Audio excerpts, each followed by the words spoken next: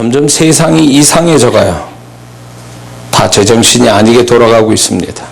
그래서 저는 이 세대를 이렇게 표현하고 싶어요. 짧게 말하면 자아도취 세대다. 자아도취. 사람마다 다 자기에 취하여 있어서 주변이 자기를 어떻게 의식하든 뭐라고 그래도 신경 안 쓰는, 흔히 이걸 좋게 표현해서 이렇게 합니다. 개성시대, 자기 개성시대 이렇게 말합니다. 누구나 자기의 독특한 모습을 그거를 자랑 삼고 그걸 또 존중해주고 그걸 칭찬해주다 보니까 별 꼬라지 같은 모습을 다 그게 독특한 거, 유니크하다고 그러고 그것이 굉장히 그 사람한테만 있는 어떤 재능이고 능력이라고 이렇게 인정을 해줘요. 근데 보통 상식적인 눈으로 볼 땐 정신 나간 짓이거든요. 정신 나간 모습을 갖고 있거든요. 그래서 지금의 그런 어떤 자기 개성 시대 이렇게 말하는 거를 저는 이렇게 표현하고 싶어요. 자기 중심의 세대. 자기 중심의 세대. 그러니까 자기 중심의 세대라는 이 말을 좀 풀어서 얘기하면 이런 뜻이에요.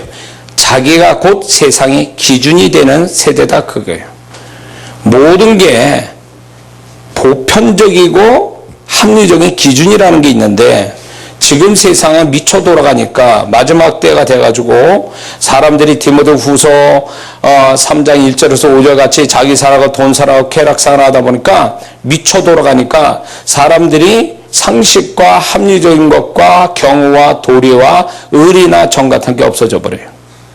그러면 그거는 결국 뭐냐? 이 세대가 끝날 때가 돼서 하나님의 불로 심판받을 세대가 되고 이 땅의 교회가 들림받을 때가 되면 무슨 현상이 나냐면 주님께서 마지막 때 부모가 자식이 부모를 죽는데 내어준다 그랬어요. 정신 나간 거죠. 그거는 다시 말해서 짐승화되는 세계가 되는 거예요. 이제 짐승화된. 지금 그렇게 돌아가고 있죠. 한국이 그거를 첨단을 걷고 있어요. 별 희한한 진짜 짐승도 그렇게 안 하는 짓을 사람이 하고 있어요. 그거는 결국 무엇을 얘기하냐면 이제 이런 게 밑바닥에 깔려 있는 거예요. 자기가 곧 기준이다. 자기 중심, 자기가 기준이 되는 사상을 가지고 사는 거예요. 이것이 에덴 동산에 있는 그 사단이 인간에게 속였던, 하와에게 속였던 말인데 그게 뭐냐면 네가 이 선악과 따먹는 날 하나님같이 되리라. 네가 하나님 된다 그 얘기예요. 그러니까 그 얘기는 뭐예요? 네 멋대로 마음대로 할 수 있다 그 얘기예요. 지금 세대만큼 개성이 뚜렷하고 그걸 인정해주고 존중해주고 그 사람의 기준을 인정해준다. 소위 말하면 존중해준다라는 말 가지고 포장을 해가지고 그 사람이 무슨 짓을 해도 그거를 사람들이 이해해 주려고 하는 어떻게 보면 인본주의고 굉장히 휴머니즘 같은 생각을 갖고 있지만 이미 그 생각 자체가 벌써 합리성에서 상식에서 보편성에서 떠났다 그 얘기예요. 누구도 한예로 우리나라의 동성애 세계적으로 동성애를 인정하고 동성애에 관한 거를 뭔가 지적하고 비난하면 그 사람이 잘못된 것처럼 얘기해요. 성경을 어떻게 얘기합니까? 하나님은 동성애는 죽여버리라고 했어요. 그게 하나님의 생각이에요. 근데 지금 세상은 어떻게 돌아가고 있습니까? 그걸 존중해 주자는 거예요. 왜? 성소수자의 그 사람들의 개성을 인정해 주자는 거예요. 그게 그런 논리로 지금 가는 거지. 그 논리로 가는데 결국 그 논리가 뭘 말하냐면 세상을 짐승화시키는 거예요.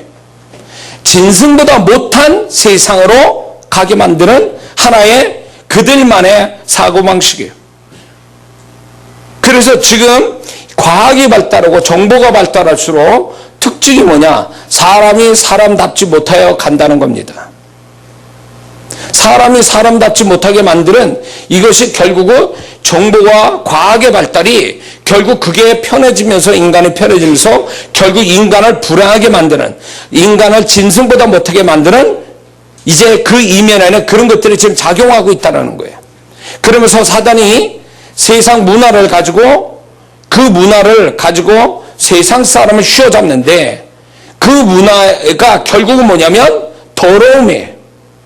그 문화의 핵심은 하나님 말씀에 정반대로 서 있고 그 문화의 핵심은 더러움이에요. 이해가 됐어요? 그러니까 그 문화라는 것을 가지고 얼마나 많은 사람들을 더럽게 만들고 얼마나 많은 사람이 상식과 정말로 더러운 기준을 가지고 살게 만든지 알 수가 없어요. 응? 세상 사람 와하고 뭐 이렇게 문화나 뭐 영화나 드라마나 와하고 그러는데 우리 예수 믿는 사람이 제정신 가지고 성령 충만한 성도가 그걸 바라볼 때는 미친 것 같아요. 미친 것 같아요. 응? 근데 예수 믿는 사람이 정신 나간 사람이 거기에 같이 동조하고 있어요. 세상 문화에 갇힌 풍조에 같이 빠져들어서 그들과 같이 앞서져서 하나님과의 생각에 반대되는 것들을 그들의 세상의 인본주의가 휴머니적인 그런 어떤 논리에 빠져가지고 거기에 같이 동조하고 있다는 거예요. 예수 믿는 사람이 정신 나간 거예요. 성경이 그렇게 얘기합니까? 교회 안에도 어떤 정신 나간 성도들이 어떤 성도가 있는 줄 아세요? 성경도 시대에 따라 바뀌어야 된다는 거예요. 그래서 하나님이 성경 안에 남성적인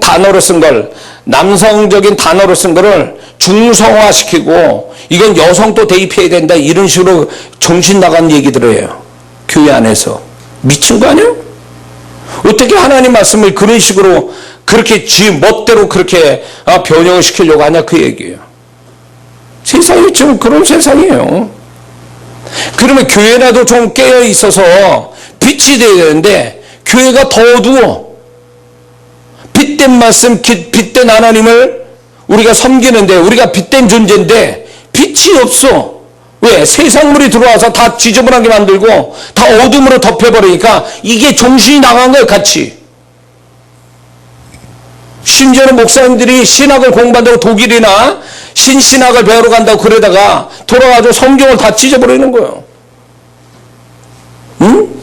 성경이 다 이게 전설이고 이 성경이 믿기 못 된다는 거예요. 그래서 교훈적인 얘기를 하고 있고 하나님에 대한 존재를 무시하고 인본주의로 믿을 만한 인본주의적인 어떤 말씀으로 그렇게 해석을 한단 말이죠. 하나님 말씀을 엄청 모독하고 있는 거죠. 믿는 자가 하나님을 모독해.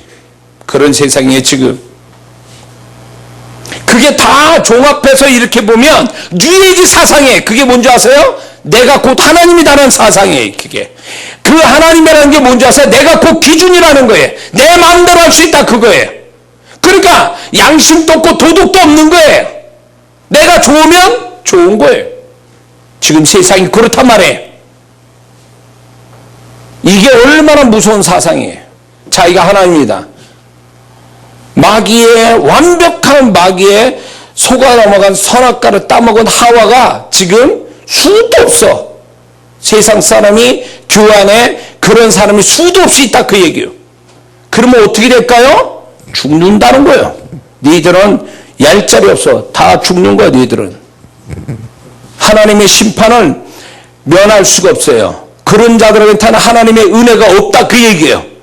하나님의 은혜도 자기가 양심의 찔림을 받고 그게 잘못된 걸 인정하고 하나님 앞에 그거를 고백하고 그렇게 해서 하나님 살려달라고 그런 사람에게 하나님의 은혜가 가지 내가 곧 하나님이라고 생각하고 살아가는 그런 사람들한테 무슨 은혜가 있어요. 교회 안에서 하나님의 말씀이 기준이 아니고 자기가 살아온 게 기준이고 자기 생각이 기준이 되는 사람에게 무슨 은혜가 있단 말이에요. 그런 사람한테 은혜가 없어요. 그거는 하나님 자리에 자기가 앉아있기 때문에 이거는 십계명의 우상이에요. 우상이라고. 그러면 하나님이 어떻게 하신다고 그랬어요? 질투하신 하나님이라 그 우상을 깨버린다 그랬어요. 인정사정 없어. 깨버린다는 게 뭐예요? 니들은 죽는 거야. 그 얘기예요. 오늘날 교회 안에 우상이 바로 그거예요. 내가 곧 하나님이다. 내가 기준이야. 내 중심으로 살 거야. 이거예요. 하나님 말씀을 듣지만 듣는 게 아니에요.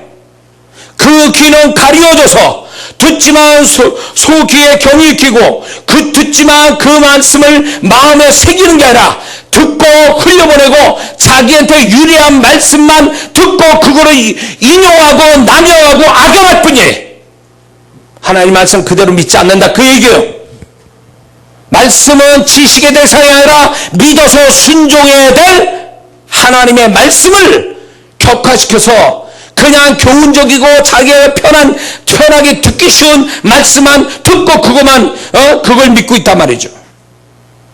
왜곡됐어요. 왜곡됐어요. 목사님이 핏대 흘려 설교하지만 성도들은 이미 마음에 딱 목사님 얼굴을 쳐다보고 있지만 목사님들 착각하지 마세요. 성도들이 은혜 받은 줄 알고 쳐다보지만 절대 그렇지 않아요. 그 속에 뭐가 있는 줄 알아?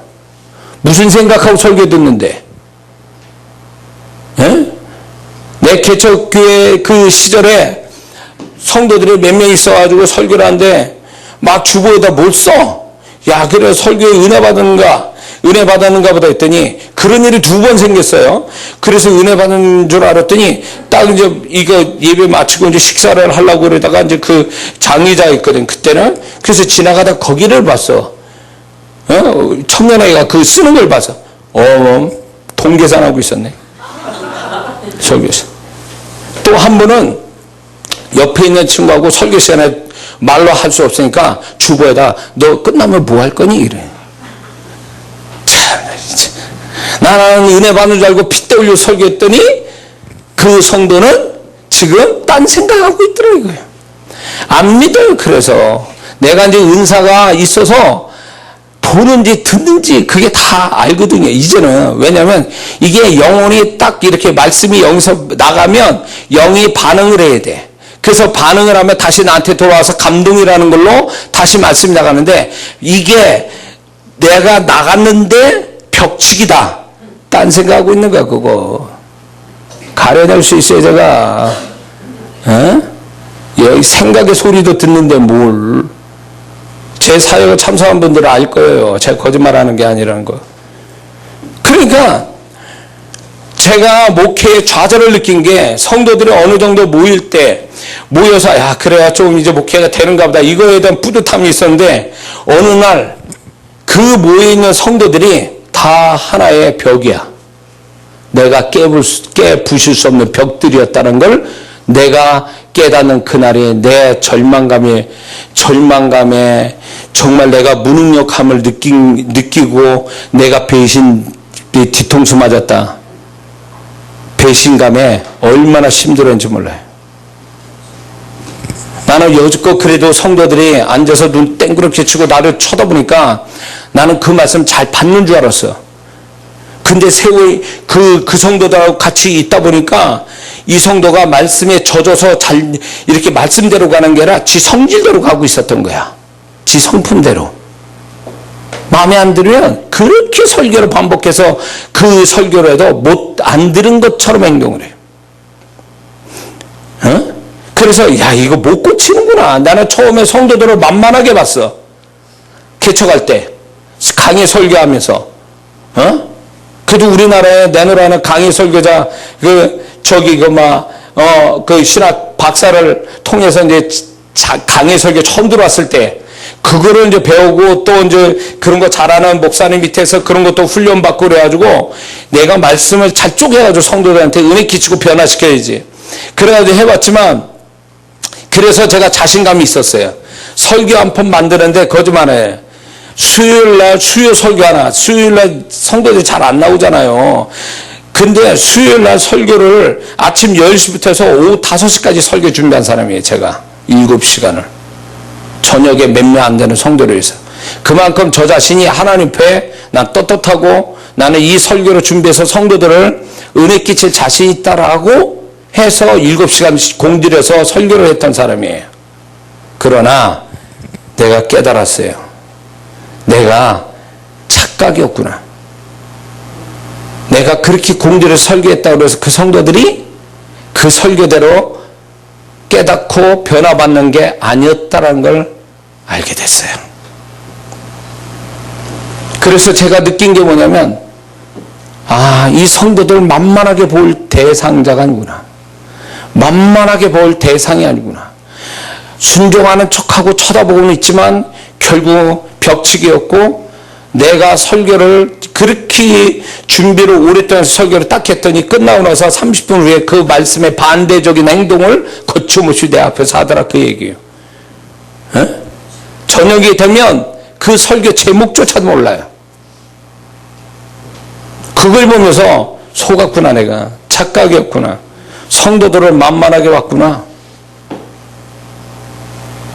그러면서 그때 이제 제가 성도가 무섭다는 걸 알게 됐어요. 이 성도 한 사람 한 사람이 높은 벽과 높은 성벽처럼 느껴졌어요. 그래서 무력감이 느끼는 거예요. 교회 부흥도 안 된 데다가 성도들이 그 가난하고 그러고 어렵고 그리고 또 이제 그런 성도들이라 내가 만만하게 봤는데 그 가난하고 못 배우고 그리고 또 나이도 좀 되고 이런 분들이 나는 사실 내 마음대로 할 줄 알았어요. 말씀 전하면 그대로 되는 줄 알았어요. 아니요. 아니더만요. 그런 분들이 더 강하더만. 자기 생각이 엄청 강해. 에? 그래서 내가 속았다. 내가 착각했다. 내가 아무리 설교를 오래 준비하고 설교한들 그 영혼은 주님이 역사하지 않으면 그 영혼은 안 바뀐다는 거. 그거를 알기까지 7, 8년 지나간 거예요. 목회, 개인 단독 목회하면서. 제가 처음에 이제 제가 모교에 있을 때 그 몇백 명 되는 그 교회 때 제가 헌신 예배 가서 설교를 하면요, 그 성도들이 울었어. 그 몇백 명 되는 성도들이. 그 나는 설교 엄청 잘하는 줄 알았어. 근데 설교를 엄청 못한다는 걸 어떻게 알게 되냐면 그 몇백 명 앞에서 설교했던 성도들이 울고 난리인데 몇십 명 있는 성도들 앞에서는 내가 이게 벽치기 하고 있다는 걸 느끼는 거예요. 그 성도들이 얼마나 무서운 줄 모르겠어요. 그 성도들이. 그러면서 내가 깨달은 게 수백 명, 수천 명 모이는데 설교하는 목사님들 잘 들으세요. 그런 목사님 안 오지만 이거 내 지금 이거 구독자가 570명이 지금 정규 구독자 570명이 지금 유튜브에 돼 있다는데 그 중에 목사님 큰 교회 목사님 설교 듣는다면 이 설교 듣는다면 잘 들으세요. 수백 명, 수천 명, 수만 명 모이는 성도들이 성도들 앞에 설교할 때 그 성도들이 울고 은혜 받았다고 할 때 착각하지 마세요. 확률로 보면 별거 아니에요. 100분의 1도 안 될 수도 있어요. 그 목사님 큰 교회 수천 명 모이는 목사님이 수십 명 모이는 성도 앞에 설교를 한번 해봐야 돼요. 그러면 자기 설교가 얼마나 무력하다는 걸 알게 될 거예요. 영혼 하나를 말씀으로 바꾼다는 게 얼마나 그게 처절하고 얼마나 피나도록 얼마나 애써야 되는지 목회자는 몰라요. 저도 이제 목회 설교 이제 30년을 하다 보니까 아직도 그 설교가 구성을 져서 설교하는 건 하겠지만은 영혼 하나 바꾸는 설교를 한다는 게 이거는 진짜 이게 몸살을 알 정도로 그렇게 하지 않으면 안 돼요. 그만큼 또 기도가 들어가야 되고 그만큼 자기 설교자 안에서 그게 말씀이 숙성되지 않으면 영혼이 안 바뀐다는 걸 알아요. 그래서 지금 젊은 목사님들 설교하는 거 보면 너무 겉멋이 들어가 있고 너무 폼 잡고 설교하지만 제가 목회 30년 하면서 이제 그 설교자를 볼 때마다 야, 내 그 나이 때 나를 보는 것 같아서 착각받아 있겠지. 자기 설교에 성도들이 다 은혜 받는 줄 알고 하나도 안 바뀌었어. 수십 년 하면 몇 년 설교해봐. 그 성도들이 바뀐다고 착각하는 게 잘못이지. 변한 게 아니에요. 자기 성품하고 맞으니까 변한 것처럼 보일 뿐이에요. 에? 겸손하라고 설교를 했더니 성도들이 겸손해. 말씀 듣고 겸손한 게 아니에요. 그 성도는 원래부터 겸손한 사람이야. 뭘 착각을 해. 에? 그러니까 이게 오늘날 옛날보다도 목회하기가 더 힘들고 옛날보다도 목사 노릇하기가 더 힘들어. 순진하지 않아요. 오늘날 성도들은요. 목사 이상으로 지식을 갖고 있어요. 거기다 살아가는데 강팍해요. 이런 일 저런 일 겪다 보니까.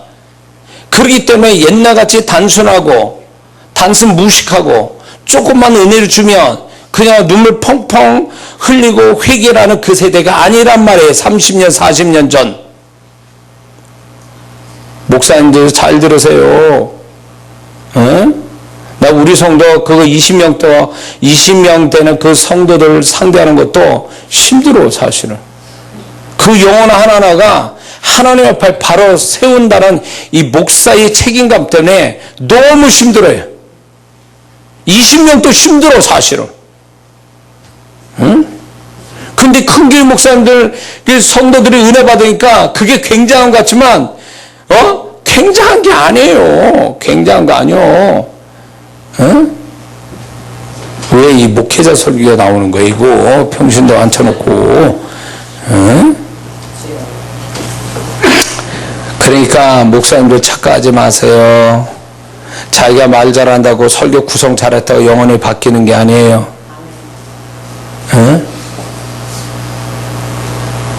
제가 이렇게 설교를 하지만 주님이 보증해 주지 않으면 내 입술을 내가 말한 걸 야 네가 말한 게 내가 말하고 싶은 거야 이렇게 주님이 보증해 주지 않는 한 이거는 소리에 지나지 않아요.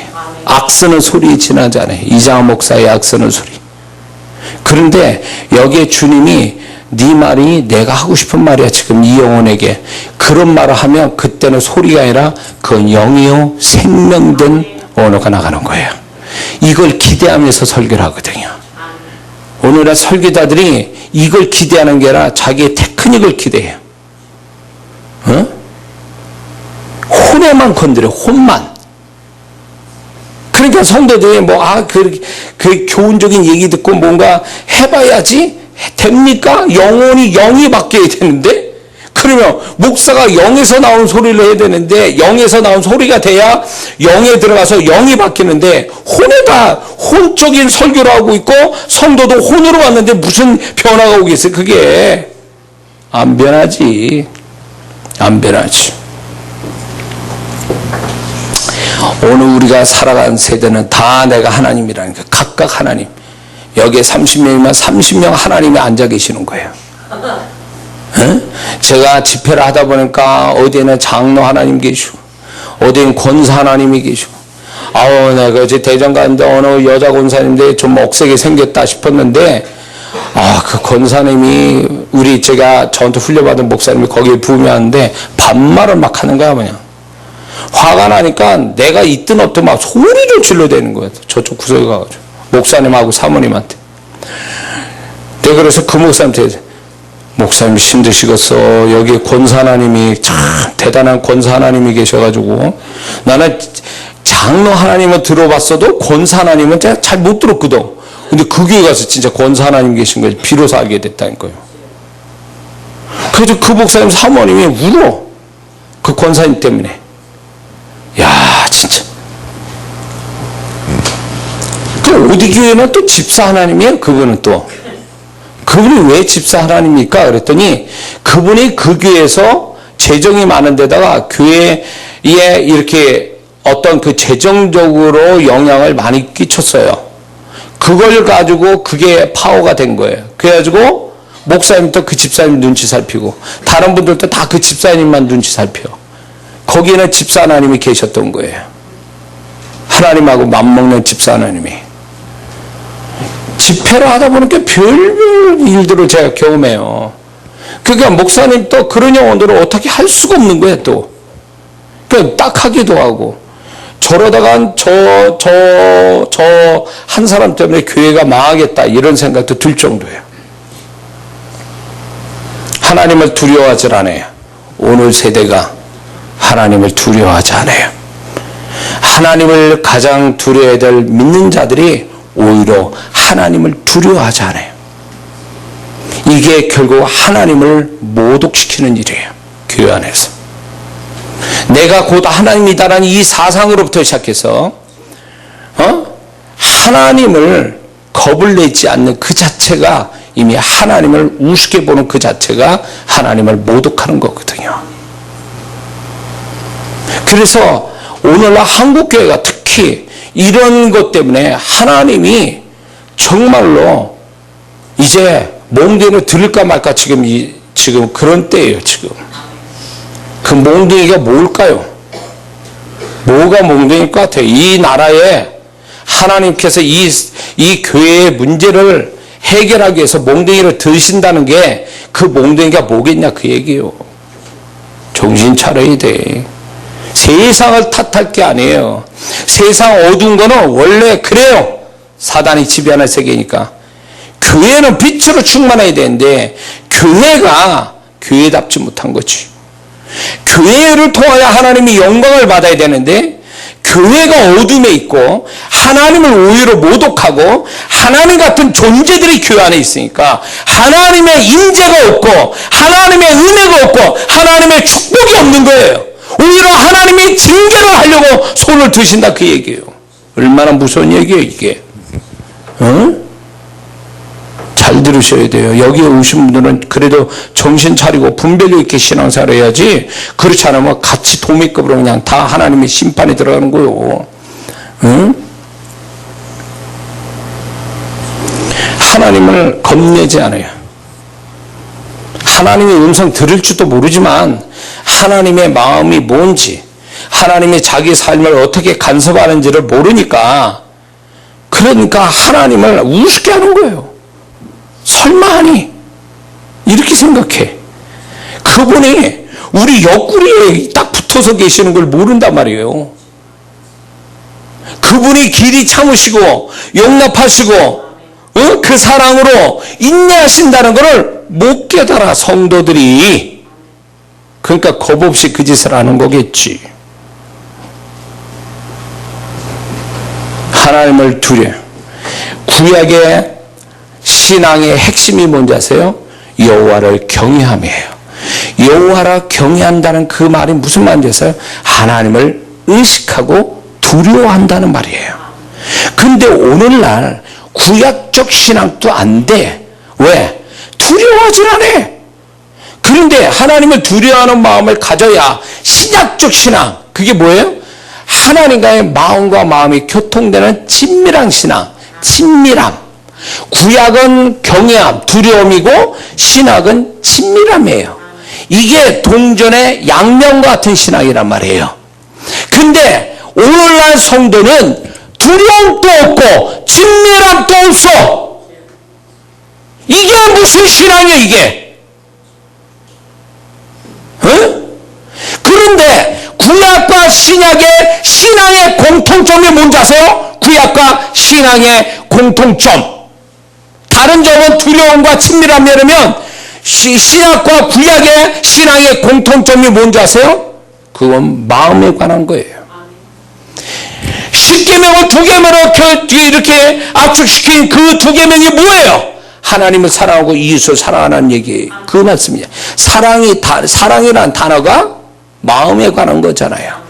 신약의 신앙도 결국 하나님의 마음과 우리 마음이 부딪혀서 마음으로 하는 신앙을 얘기해 줬잖아요. 그 마음, 신약에서도 마음을 얘기하고 구약에서도 마음을 얘기해요. 근데 구약의 성도는 착각했어요. 바리새인과 서기관들이 뭘로? 마음의 신앙을 초점을 둬야 되는데 행위의 신앙으로 초점을 둬가지고 자기 의의를 삼은 거예요. 하나님과 그분의 말씀을 자기 이익의 대상이 되게 만든 게 대제사장, 서기관, 바리새인의 신앙이에요. 오늘날 그렇게 하고 있잖아요. 오늘날 신앙의 신약적 신앙, 마음과 마음의 신앙을 가져야 될 신약적 신앙을 우리가 가지고 살아야 되는데 마음도 행위도 없어요. 오늘날 신앙이 마음도 행위도 없어요. 구약적 율법대로 하는 그 신앙도 없고 행위도 없고 신학적으로 마음을 들이며 하는 신앙도 없는 세대가 지금 세대예요. 그러니까 구약으로도 인정 못 받고 신약으로 인정 못 받는 세대가 지금 세대라는 거예요. 우리끼리 서로 아우 집사님 신앙 좋으세요. 새벽 기도도 하시고 열심히 하시고 봉사하시고 지네들끼리 자랑하고 있어요. 지네끼리 영광을 취하고. 주님이 뭘 원하는지도 몰라. 주님이 뭘 원하냐 말 뭘. 행위가 기본이고 그 이외에 마음과 마음으로 하나님께 드리고 교통되는 이 신앙이 플러스가 돼야 되는데 오늘날 그 신앙이 아니더라 그 얘기예요. 이것도 아니고 저것도 아니고 하는 것도 아니고 안 하는 것도 아니고. 그러니 하나님의 나타남이 희미한 거예요. 엘리 제사장 때처럼 하나님의 음성이 희귀해진 거예요. 좀 성경한다 신앙사 오래 한 사람 딱 상대로 해가지고 제가 꼭 하는 게 있어요. 주님이 어디 계십니까? 주님 오늘 하루에 어디에서 함께 하시고 주님이 어디에서 발견됐습니까? 물어보면 대답 못해요. 뭔 신앙이에요 이게? 그분과 함께 하시는데 왜 그 하나님을 경험 못하냐고? 왜 그분을 발견하지 못해? 왜 그럴까? 신앙이 개떡 같으니까. 이거 한 것도 아니고 안 하는 것도 아니고. 그러니까 그 신앙이 희미하니까 하나님의 존재를 발견할 수 없는 걸로 가버린 거예요. 확실한 신앙이면 하나님 또 확실하게 나타날 텐데 확실한 신앙이 아니고 희미한 신앙이니까 그분도 희미하게 보이는 거야. 그러니까 하나님이 희미하게 보니까 담대한 거야. 그 하나님 없는 것처럼 생각해서. 그게 무슨 신앙이냐고. 주님이 보실 때 그거 신앙 쪼가리나 되냐고. 근데 우리끼리는 자랑하고 있어. 칭찬하고. 이쯤이면 됐지. 이 정도면 자, 오늘 설교가 그거예요. 제가 이 설교, 오늘 이 저녁에 하는 이 설교는 주님이 나한테 늘 부담처럼 주셨던 3가지 질문이요. 그거를 여러분과 함께 나누려고 하는 거예요. 첫 번째가 뭔지 아세요? 우리가 스스로 질문해서 고민해야 될, 죽을 때까지 질문하고 고민해야 될 첫 번째가 뭐냐면 주님이 정말 나를 알아주실까? 이게 첫 번째 질문이에요. 스스로 해야 돼요. 주님이 정말 나를 알아주실까? 스스로 질문해보라고. 알아주시는지. 알아주신다라는 말이 뭔지 아세요? 나의 존재와 나의 삶, 나의 신앙을 그분이 뭔가 관심을 가지시고 인정해 주신다는 뜻과 같아요. 나를 인정해주고 나를 가치 있게 그분이 가치 있게 생각한다는 뜻이에요. 그분이 나를 알아주신다는 뜻은요. 근데 정말 이거 주님이 나를 알아주실까 이 질문에 왜 이거 질문해야 되냐면 주님이 나를 알아주신다면 그분은 절대로 속으로만 쟤 알아 이렇게 끝나는 분이 아니라는 거예요. 그분은 나를 알아주시면 분명히 그 안에서 그 마음 안에서 그 삶에서 분명히 표현하신다는 거예요. 그걸 통해서 주님이 나를 이렇게까지 알아주시는구나. 이것 때문에 감동받고 감격하고 하는 게 이게 신앙이에요. 이게 그분과의 신앙에서 그분이 세상은 몰라주고 세상은 나를 오해하고 내 가까이 사는 사람도 나를 몰라주고 나를 상처 주고 슬프게 해도 그분이 내가 너 알아. 넌 틀린 거 없어. 너는 잘못된 게 없어. 그렇기 때문에 내가 너를 보증해. 응? 네 옆에 있는 사람이 너를 오해하고 너 힘들게 하고 답답하게 해도 걱정하지 마. 내가 시간이 가면 너를 알아주는 거를 내가 나타낼 거야. 이런 게 와야 된다 그 얘기로. 응? 근데 오늘날 신앙이 뭔지 아세요? 주님이 알아주는데 초점을 두는 게 아니라 사람이 어떻게 하면 나를 알아줄까에 거기다 초점 두는 거예요. 그래서 이 나이가 되고 이 신앙이 되고 내가 이런 사역을 하다 보니까 오래 하다 보니까 뭐가 오냐면 딱 보면 주님이 이런 사람이 지금 이 마태복음 7장 22절 23절 열심히 뭔가를 했어. 근데 주님이 뭐라냐면 내가 너를 도무지 모른다는 거예요. 모른다는 얘기예요. 몰라서 모르는 얘기냐고. 아는데도 모른다는 얘기 아니에요. 이게 얼마나 비극이요. 이 앞에서 얼마나 능력 있고 신분이 선지자요. 거기에다 능력 있고 권능을 행하는 이런 사람이 얼마나 사람들한테 화려하게 보이는 거예요. 칭찬받을 만하고 존중받을 만하고 높임받을 만한 거 아니에요? 그러나 주님은 내가 너 모르겠는데? 비극이지 이게. 내가 무섭게 듣는 게 내가 스스로 주님이 말씀하기 전에 내가 스스로 이 질문을 스스로 하지 않으면 내가 언젠가는 주님 앞에서 이거 몰라가지고 주님은 나 안 알아주는데 나는 알아준 것처럼 착각하고 사는 거야. 이게 비극 아니고 뭐요? 비극이 아니고 뭐냐고. 과부의 2렙돈을 아무도 몰랐어요. 아무도 몰랐어요. 그 초라한 과부가 드리는 그 몇 푼 안 되는 몇백 원, 몇천 원 안 되는 그 2렙돈을 하나님의 연복기에 줄 때에 헌금함에 줄 때에 아무도 관심 없고 칭찬하지 않았지만 주님이 알아주셨어요. 그가 어떤 마음에서 뭘 가지고 드리는지를 그분이 알아주셨다 이거예요. 이게 신앙의 성공이요. 주님이 내가 초라하게 세상에 볼 때도 무관심하고 가치가 없는 거라도 주님이 너 귀하게 했어. 너 잘한 거야. 그거 알아주는 그것이 그 사람의 인생의 성공 아니냐 말이에요.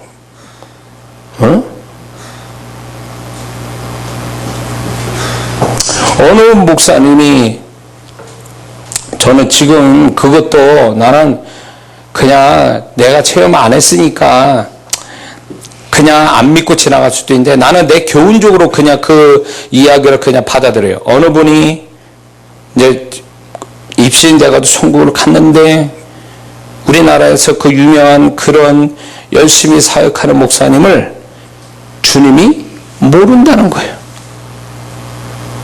그리고 그 목사 조만간 징계한다. 그걸 전달했다는 거예요.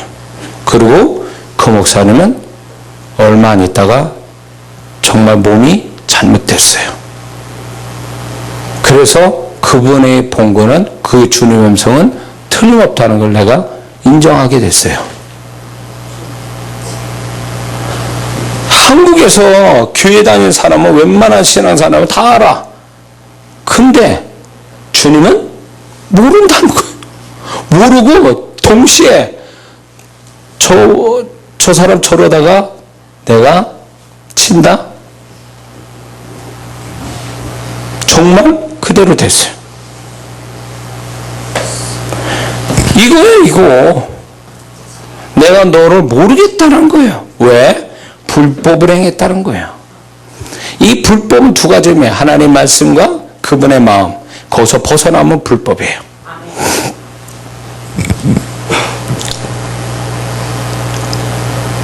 우리가 뭘 했느냐가 중요한 게 아니라 하나님의 뜻대로 하나님 말씀대로 했느냐의 문제예요.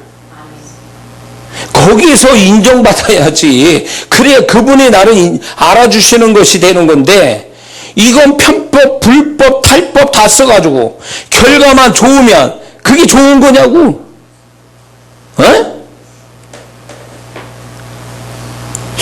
이거 성도분들이 왔는데 이거 목회자 얘기하면 곤란한 건데 어게 목사님은 막 빚을 내가지고 막 엄청 목 좋은 데다 교회 건축을 했네.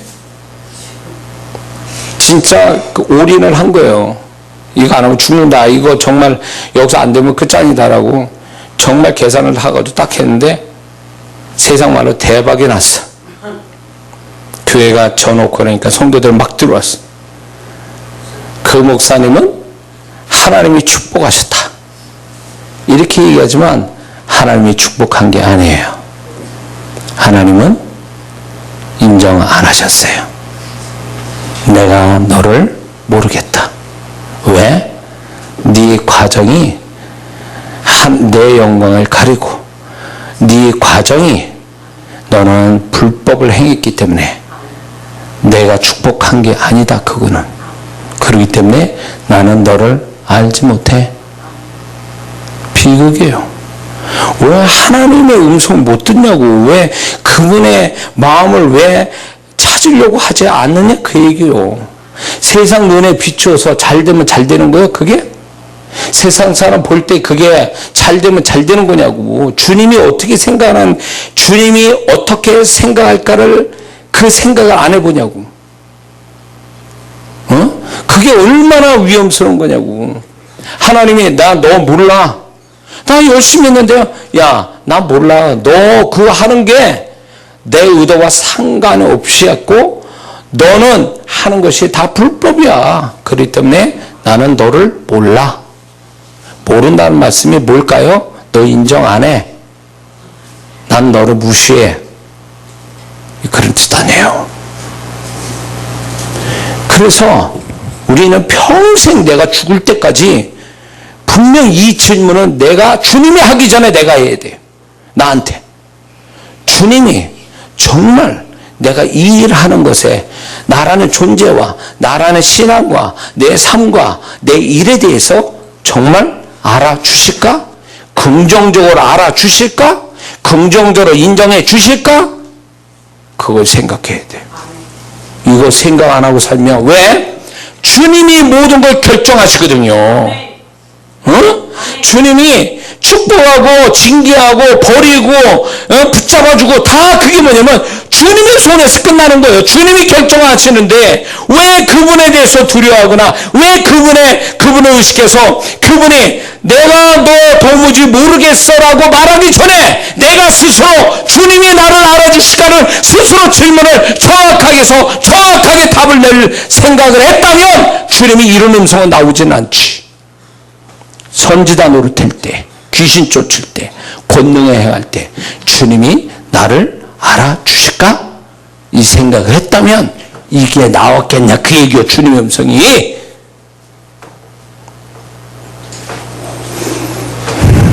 어떤 때는 정말 제가 이런 생각도 했어요. 고만 하나님이 내가 내 삶을 끝내셨으면 좋겠다. 뭘 하면요 지금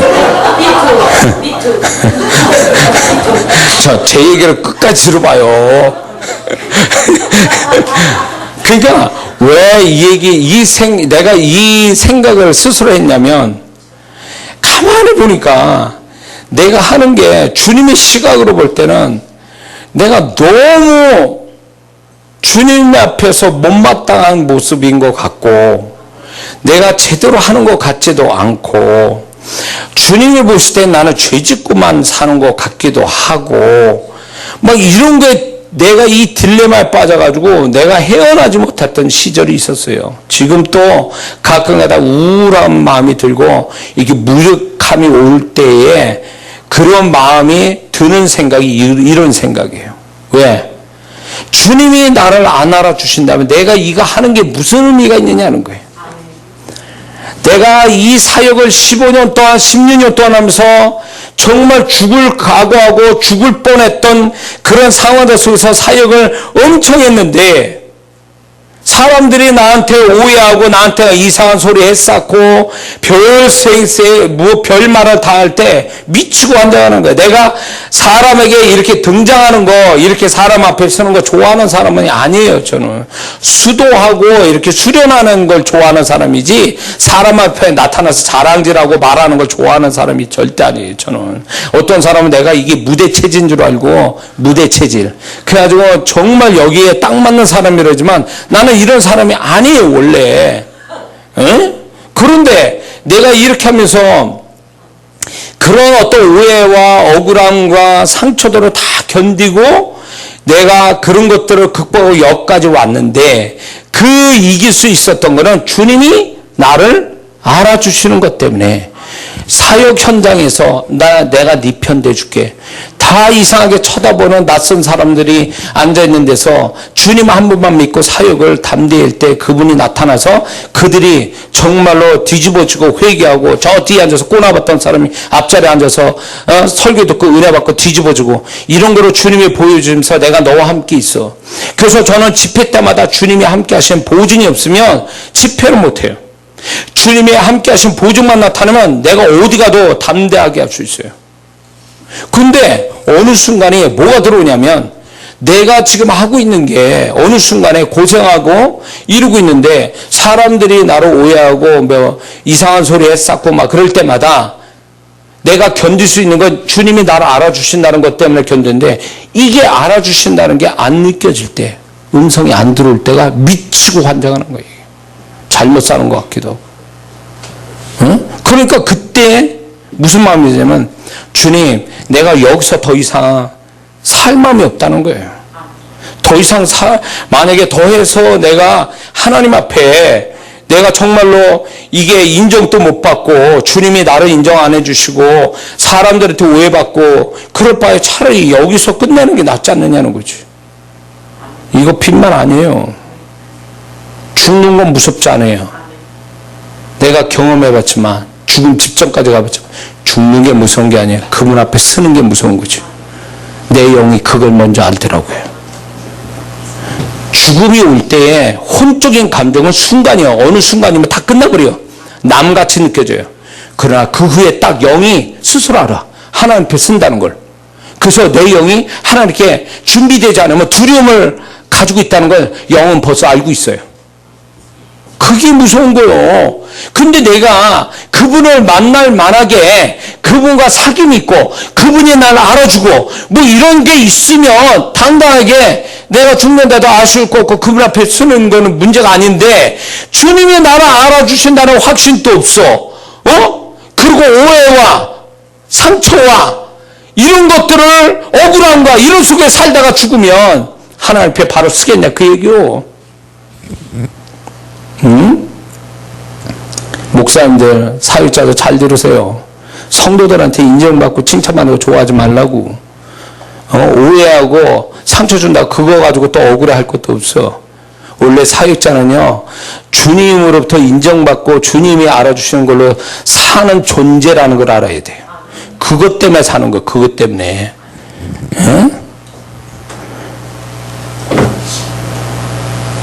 그래서 주님이 야 나 몰라 라고 말씀이 딱 절망적인 말씀을 하기 전에 내가 살아가면서 계속 주님이 나를 알아주실까?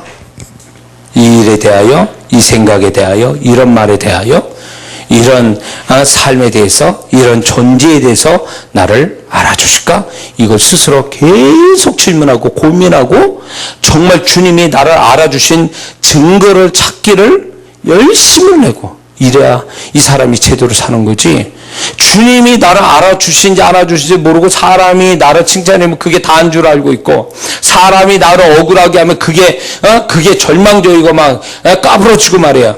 그건 사람의 신앙이지 주님의 신앙이 아니잖아요. 주님에 의해서 움직이고 자빠지고 엎어지는 자가 주님의 신앙이지 사람에 의해서 엎어지고 제껴지면 그게 사람의 신앙이지 뭐요? 사역자들 잘 들으세요. 바울도 자기가 목숨 걸고 전도해서 구원시킨 그 성도들에 의해서 모함받고 그 성도들에 의해서 정말로 무시당하고 사도권을 인정 안 해주고 그랬단 말이에요. 근데 바울이 뭘로 견딘 줄 아세요? 주님이 자기와 함께 하시고 자기를 알아주시니까 그 아주 당당하게 나대. 결국 하나님이 인정해 주잖아요. 그가 말한 거, 그가 서신을 쓴 거를 하나님이 하신 말씀으로 사도행전에 그의 행적이 주님이 원했던 행적으로 다 인정하셨잖아요. 그게 사역자의 영광이에요. 아무도 나를 못 알아줘. 그래도 주님은 내가 한 거, 내가 말한 거, 내가 행한 거 그분이 알아주시면 그걸로 보상이 된 거예요. 그걸 바라고 사역을 하는 거지.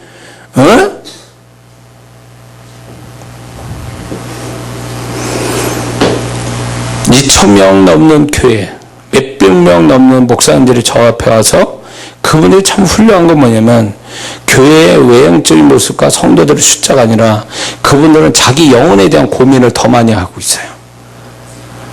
그래서 하나님이 그래서 저 은혜를 주시구나. 저분은 자기가 왜 교회가 부흥된지 자기도 모르겠대. 솔직한 말이에요. 왜 자기 교회가 이렇게 부흥되는지 모른다는 거. 그러면서 자기는 영향이 안 되는데 하나님이 이런 교회 맡겨주고 이런 영혼을 주셔서 자기가 무섭다는 거예요. 어디서부터 어떻게 해야 될지 모르겠다는 거예요. 그런 목사가 이게 이제 몇십 명밖에 안 되는 이 목사 앞에서 여기 앉아서 설교 듣고 여기 앞에서 내게 상담하라는 목사님이 계셨다 그거예요. 2,000명 넘는 그 목사님이. 말 됩니까? 존경할 만한 목사님이었어요. 차라리 내가 거기 앉고 이분이 여기 서서 그 얘기를 했었어야 되는데, 그분은 딱 제가 분별을 해볼 때 모자라고 부족한 점이 많아요. 그 목사님 사실은. 쟤는 또 별로 없어요. 근데요, 내가 그 목사님에서 도전받고 내가 은혜 받은 게 뭔지 아세요? 그 심령 중심이 다른 사람하고 달라요. 정말 주님이 좋아할 심지가 굳은, 주님을 향해서 남들이 알지 못하는, 주님이 죽으라면 기꺼이 죽을 수 있을 만큼의 그 심지가 굵은 그 모습이, 주님이 그걸 알아주시고 그것 때문에 그 저 목사님을 세우고 계시구나. 역시 하나님은 중심을 보신다는 게 맞아요. 그래서 제가 그때 이렇게 제가 목사님들 가르치는 사역을 하지만, 내가 이런 목사님들 볼 때마다 무슨 생각이 훅 드냐면요, 나는 아직 가벼운 목사구나. 나는 입만 사는 목사구나. 내가 저 목사님의 그 심지만큼 안 되는 목사구나. 나는 기술을 가르치는 목사에 지나지 않구나. 나는 기술자요, 이분은 심령으로 하나님께 인정받은 자요. 거기에 내가 얼마나 부끄러움을 느낀지 몰라요. 그래서 어떤 때는 내가 누구를 가르친다는 게 부끄러워요. 왜냐하면 꼭 내가 기술자가 돼가지고 기술을 가르치는 가벼운 사람처럼 느껴지는 거예요. 근데 내 앞에 오는 분들이요, 나만큼 영적 기술은 없는데 심령의 중심은 나보다 더 좋더라 그거예요. 그게 뭐야? 주님이 알아주는 사람이에요. 여러분들이 이게 막연한 것 같죠? 주님이 알아주시면 내가 너 알아줘. 내가 속으로는 알아주고 있으니까 그것만 알고 있어. 이게 차원이 아니에요. 그분이 나를 알아준다면요, 내가 너를 얼마나 알아주는지 내가 네 심령에서, 네 삶에서, 네 신앙에서 내가 표현해 줄게 이거예요. 그래서 주님과 친밀함을 갖는 사람은요, 주님이 나를 어떻게 알아주신지를 금방 알아챌 수 있어요. 사소한 일에서도. 그게 살만 나게 해주는 거예요. 그게. 그러면 세상이 내가 살 때 먹고 살고 이렇게 다들 힘들게 살아요. 근데 거기다 초점 두는 게 아니라 그 속에서 주님이 나와 함께 동행하면서 그분이 나를 알아주시는 그걸로 인해서 위로받고 소망 갖고 힘을 얻어요. 이게 신앙이라는 거, 이게. 근데 이런 신앙을 배우는 게 아니라 교회 가야 거기 가서 좀 이게 그 분위기에 그냥 내가 예수 믿는 사람이구나 이렇게 생각하는 사람들, 성경 읽어야 내가 비로소 내가 너무 세상적으로 살았구나 이렇게 생각하는 사람들, 아직 그런 거요. 예배나 종교적인 어떤 행위를 이렇게 가질 때 비로소 내가 예수 믿는 사람이지, 이렇게 자기 정체성을 그런 식으로 아는 사람은 아직 모르는 거예요. 지식 있으면 뭐하냐고, 교회에서 집사 되면 뭐하냐고, 신앙이 없어 길면 뭐하냐고, 주님을 모르는데, 주님과 관계도 없는데 그게 무슨 신앙이냐 말이야. 그게 종교적인 사람이지. 주님이 죽고 부활하신 것은 우리와 함께 살기 위해서 그분이 죽으셨다고 데살로니가에서 말씀하잖아요. 그분이 죽은 건 우리를 위해서, 우리와 함께 살려고. 왜 우리는 그분과 함께 살지를 못하냐 말이에요. 그래서 주님과 함께 친밀하게 사는 나의 태도에 한 가지가 중요한 태도가 있는데 바로 그거예요. 내가 주님이 정말 나를 알아주실까? 이거를 끊임없이 스스로 묻고 그 증거를 찾아야 되고, 증거가 없으면 내가 주님이 나를 안 알아주시는구나 절망하고, 주님이 알아주실 때까지 주님이 왜 나를 안 알아주시지? 내가 뭐가 잘못했는가? 그런 걸 뒤져보고 찾아보고, 그래서 그런 걸 찾아내서 내가 주님 앞에서 그런 걸 소멸시키고 바꿔보려고 막 이래서 주님이 다시 한번 나를 알아주시는 그런 것들을 경험할 때, 아, 그렇구나. 내가 이런 것 때문에 주님과 관계가 끊어지고 주님이 나를 이런 것 때문에 안 알아주시는구나. 이렇게 하면서 주님을 알아가는 거지. 그러면서 주님과 막힘없는 친밀함을 또 갖는 거지요. 믿습니까? 이게 신앙이에요. 이게 주님이 원하는 신앙이라고. 응? 먹고 사는 거, 자기 인생 잘 되는 거, 그게 신앙이 아니란 말이에요. 교회만 나와가지고 예배나 딸랑 드리고 가고, 그리고 일주일 내내 주님 없이 살다가 교회 칼날 되면 이렇게 성교 지키고 오는, 그게 신앙이 아니란 말이에요. 그건 신앙이 아니요. 그게 신앙이 아니요. 무언가 잘못 배웠어. 한국교회는 성도의 신앙이 잘못 배웠다고. 교회 중심으로 교회가 하나님이 돼버린 거예요. 교회가 6일 동안 뭐 하는 거예요? 그러면 6일 동안 자기 삶 속에서 그거잖아요. 구약의 성도들이 안식일 돼야 비로소 자기가 하나님을 믿는 자라는 거. 예루살렘에 와봐야 자기가 내가 하나님 믿는 자라는 거. 이게 도대체 생활 속에 그 하나님을 경험하며 살아가는 성도들이 될 수가 없어. 구약은요. 왜? 하나님이 개인적으로 나타나지 않았으니까. 근데 오늘날 우리는 그분과 함께 사는데도 불구하고 우리는 그분을 경험 못해요. 그게 꼭 구약의 성도 같아. 왕이나 선지자나 제사장에만 임했던 그 하나님이고 나머지는 하나님의 이름만 알 뿐이지 그분의 존재가 함께한다는 걸 경험할 수가 없는 거잖아요. 자격이 안 되니까. 근데 오늘날은 우리가 자격되는데도 그분과 관계없이 살잖아요, 지금. 이게 구약 성도가 아니고 뭐냐 말이에요, 지금. 응?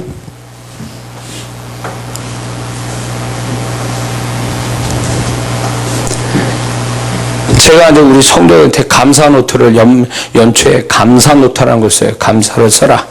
하나님 앞에 뭐가 감사. 그리고 제가 꼭 부탁하나 다이어리를 주면서 꼭 영의 일기를 써라. 하루 동안에 주님이 어떻게 하셨는지 나한테.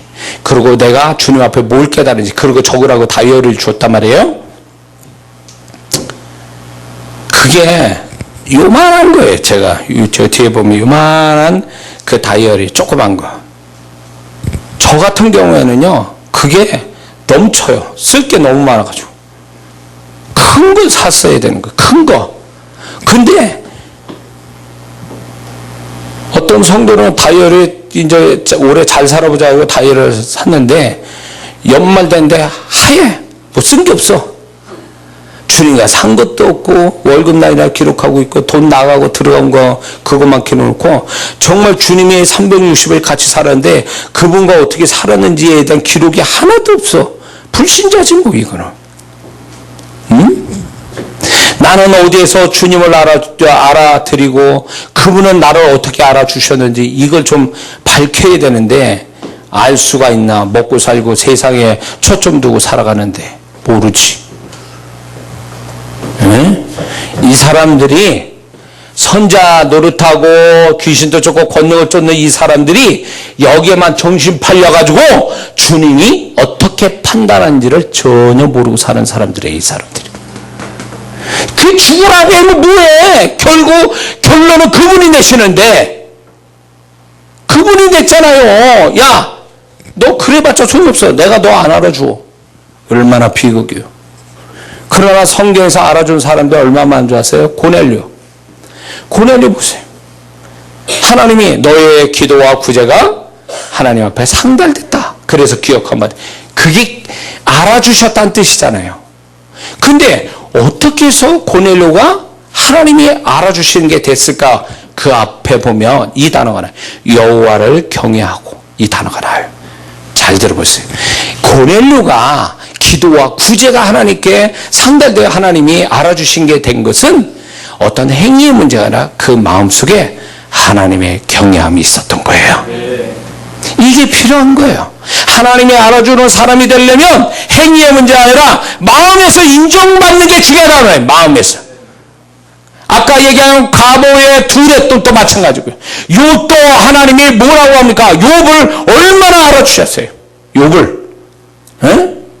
그가 얼마나 온전하고 정직하고 그가 얼마나 거룩한지에 대해서 하나님이 인정할 정도니 그 하나님이 인정해 주시는 알아주시는 것들에 대하여 그게 얼마나 귀한 거냐 말이에요.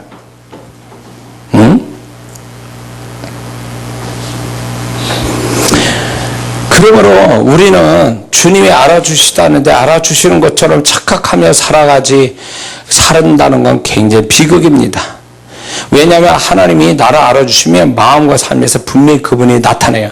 내가 너 이 정도로 널 알아주고 있어. 이걸. 자, 내가 상사예요. 내 부하가 뭔가 열심히 뭘 해. 근데 표를 내지 않지만 나를 위해서 충성을 열심히 해. 그럴 때 내가 그 부하의 정말로 열심히 내는 것을 알아주기를 열심히 저녁에 뭐 일할 때 가서 음식을 해가지고 열심히 일해라 그러면서 이렇게 뭘 갖다 준다든가 네가 자네가 나한테 뭘 하는 거 내가 다 보고 있었어. 알고 있어. 이런 거 저런 거 하고 있지. 이러면서 윗사람이 내가 그 아랫사람한테 그거 할 때 그 부하가 얼마나 마음이 감동이 되고 뿌듯하겠어요. 더 열심히 하겠죠. 그 세상 사람도 그렇잖아요. 알아주기 위해서 정말로 뭔가 표현을 하잖아요. 주님도 마찬가지예요. 주님도 우리가 그냥 마음으로 알고 있는 게 아니라 알아주시기 위해서 마음과 삶에서 다 드러내신다는 거예요. 내가 이 정도 너 알아줘. 어디까지? 정말 알아줘. 응?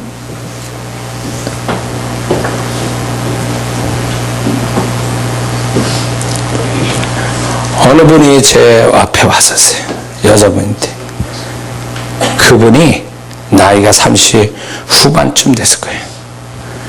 근데 주일학교 때 교회에서 장의자에서 기도하는 소리를 내가 보았어요. 주님 포기하셨어요. 그 기도 소리를 듣게 했어요. 그러면서 내가 그 얘기했어요. 지금 성도니 주일학교 때 주님 앞에서 혼자 강대상에서 장의자에서 기도하는 걸 주님이 저한테 보여주셨다고 그러니까 너무 놀라면서 울더라고요. 자기도 그걸 기억하고 있었던 거예요. 근데 주님이 기억해 주셨다는 거예요. 네 기도 그 모습 내가 기억하고 있어. 알아줬다는 거예요. 그 사람은 왜 그거를 하나님 보여줬냐면 너무 사람들이 나를 몰라주고 내가 사람들한테 버림당하고 나는 아무것도 아니라는 존재에 대한 그런 마음을 가지고 집회를 참석했던 거예요. 그런데 주님이 그걸로 치유해 주시더라고요. 난 너를 벌써 알고 있었어. 네가 어릴 때부터 그 기도한 걸 내가 들었어. 그걸로 끝이에요. 그분의 마음 상처는 끝났어요. 그러면서 그분이 신앙생활을 다시금 시작을 열심히 했죠. 주님이 그 정도 알아주시는데. 그러니까 주님이 나를 알아주신다는 것이 얼마나 감격적이고 얼마나 나에게 위로가 되고 힘이 되고 담대함을 주는지 몰라요. 우리는 그걸 경험해야 돼요. 내가 힘들수록 내가 어려울수록 마음의 상처가 클수록 세상으로부터 사람부터 버림당할수록 우리는 뭘 찾아야 되냐면 하나님이 나를 알아주시는 걸 찾아야 돼요. 그러면 그게 아무것도 아닌 거예요. 그게 아무것도 아니라고. 견딜만한 거예요. 응? 그 속에서 찬양을 할 수 있단 말이에요. 왜? 하나님이 나를 알아주시니까. 응? 이런 거를 찾아야지. 맨날 사람이 나 안아주고 상처 줬다고 세상에 나를 억울하게 힘들겠다고 그거에 원망만 하고 살면 어떻게 하냐 이거요. 하나님이 주님이 나를 알아주시는 거 왜 그쪽으로 눈이 안 돌아가냐 말이지. 그러므로 저와 여러분들은요 평생토록 스스로 질문해야 될 게 주님이 나를 정말 알아주실까에 대한 질문하고 여러분들이 스스로가 또 거기에 고민할 줄 아는 우리 모두가 되어야 될 줄 믿습니다. 주님이 모른다고 하는 사람이 몇몇 그 종류의 크리스찬이 있어요. 그게 뭐냐면 이거예요. 세속적인 사람, 자기 중심으로 사는 사람, 거기에다가 주님의 도우심을 받지 않고 사는 사람, 지심으로만 모든 걸 하는 사람. 요한복음 13장 8절에 주님이 베드로 말했으니까 안 됩니다. 그러니까 내가 너를 시키지 않으면 너는 나와 상관이 없다. 이게 무슨 얘기인지 내가 너를 모른다는 얘기인데, 그게 결국 뭐냐면 주님의 도움을 받을 줄을 모르는 사람은 주님과 관계가 없는 자예요. 그래서 주님의 도움을 많이 받는 사람이 주님과 관계가 깊은 자예요. 근데 오늘날 씩씩한 의지가 강한 성도들이 얼마나 많은 줄 알아요? 주님 그냥 가만히 계세요. 내가 알아서 다 할게요. 이게 바로 주님이 모르는 사람이 되는 비결이에요. 이게 주님이 안 알아주는, 알지 못하는 자가 되기 위해 되려고 작정을 했다면 주님 기도하지 마세요. 주님 찾지도 마세요. 그냥 혼자 열심히 사세요. 그러면 주님이 안 알아주십니다고. 그런 사람은 모르는 자가 되는 거예요. 그래서 주님의 도움을 받을 줄 아는 자가 주님의 아는 자가 된다는 걸 우리가 잊지 말아야 될 줄 믿습니다. 그리고 군중 같은 그리스도인이에요. 군중, 제자와 같은 신은 그리스도인이 아니고 군중, 소위 말하면 떼거지로 이렇게 와가지고 지가 자기 자신이 바라는 것만 딱 바라고 원하는 것만 딱 채우고 그냥 사라져버리는 군중 같은 사람들. 예수님 당시에도 그 군중은 지가 오고 싶을 때 왔잖아요. 갈 때 가고. 제자들은 아니잖아요. 주님을 옆에서 도왔고 주님과 동고동락했잖아요. 이게 제자와 군중의 차이예요. 근데 군중을 알아줬다라는 구절이 어디 있습니까? 군중은 주님에 관심이 없는 사람들이에요. 군중 같은 신앙. 그러니까 대충 묻혀가지고 대충 자기가 원할 때 오고 갈 때 가고 지 멋대로 왔다 갔다 하는 사람들. 군중 같은 신앙. 주님 모른다고 말씀하세요. 그리고 또 이런 게 있어요. 구원받지 않는 사람인데, 구원받지 않는 사람도 두 종류예요. 주님이 아시는 구원받지 않는 자가 있고, 주님이 모르시는 구원받지 않는 자 두 종류가 있어요. 제가 사역을 하다가 발견된 거예요. 그게 뭐냐면, 안 믿는 사람을 헌금 기도해달라고 헌금을 한 적이 있어요. 그런 사람 자주 와요. 그러면 희한하게 중보 기도를 많이 해준 그 믿지 않는 자의 그 사람은 주님이 영감을 주세요. 그래서 그 사람의 모든 게 드러나요. 제가 사역할 때. 근데 어떤 사람은 동일해. 안 믿는 사람이에요. 근데 아무것도 안 떠올라. 먹통이에요. 그게 모르면 이제 나도 처음에 몰랐어요. 내가 영감이 떠오른 줄 알았는데 아니라는 게, 주님이 가르치는 게 뭐냐면 이 영혼에 대해서는 내가 모른다. 그 얘기는 중보를 이 영혼에서 기도한 사람이 없기 때문에 내가 모른다는 거예요. 그래서 안 믿는 사람도 기도를 많이 받는 안 믿는 사람과 기도를 안 받는 안 믿는 사람은 차원이 달라요. 차원이. 그리고 기도를 많이 받는 사람도 이거는 그냥 임상적인 거니까 그냥 들으세요. 기도를 많이 받은 사람도 주님이 뭘 얘기하냐면 이 영혼은 구원에 있어서 100으로 볼 때, 그 구원이 100으로 보면 이 사람은 70 정도 왔다, 80 정도 왔다, 50 정도 왔다. 이걸 딱 대충 그렇게 가르쳐 주세요. 그럼 틀림없어요. 틀림없어요. 그래서 기도를 믿지 않는 자를 그 사람이 지금 어떻게 반응하든 어떻게 되든 간에 상관없이 기도를 계속 해줘야 돼요. 그러면 그 사람이 구원에 가까이 오면 어떤 현상이 벌어지면 이 사람 마음이 움직이고 환경이 바뀌어요. 사람을 붙여요. 구원받도록. 이게 구원에 가까이 올 때에 이런 현상이 일어나요. 그러니까 이 정도가 되려면 중보 기도가 많아야 돼요. 근데 아예 기도를 안 해요. 저 인간은 저러다 죽을 거야. 그래도 기도를 안 해줘. 기분 나빠서. 그러잖아요. 그러면 그 영혼은 기도를 안 받으니까 구원받기가 너무 먼 거예요. 시커매. 아무것도 안 나타나. 그 사람은요. 불쌍한 영혼이에요. 그래서 여러분 주변에 꼭 구원받을 사람들이 있다면 여러분들 실망하지 말고 기도는 계속 해야 돼요. 그러면 언젠가 그 영혼이 구원에 가까이 가까이 여러분의 중보기도 때문에 가까이 와서 하나님이 역사하게 될 줄을 믿습니다. 우리 어머니도요, 대구로 이사간, 그 동네에 살다가 대구로 이사간 집사님 계셨는데 3년 동안 우리 어머니를 전도하려고 했었는데 우리 어머니 성격이 보통이 넘어요. 얼마나 강한 분인지 몰라요. 그런데 그 집사님 오면 맨날 빈정대고, 그리고 그분이 와도 듣는 척도 안 하시는 거예요. 빈정대시고.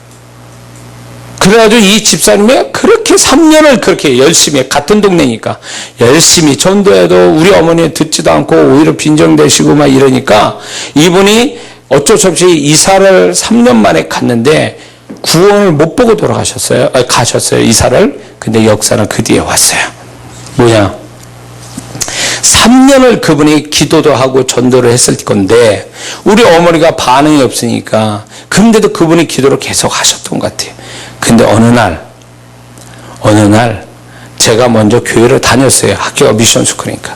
근데 어느 날 내가 우리 부모님 뭐 전도한 것도 아닌데 어느 날 내가 가지고 있는 성경 조그만 신구에 요만한 뚜껑 요만한 거 있어요. 조그만 거. 그거를 어느 날 주일날 들고 우리 여동생 하나를 데리고, 바로 밑에 여동생 데리고 그냥 길을 나선 거예요. 아침에, 주일날 아침에.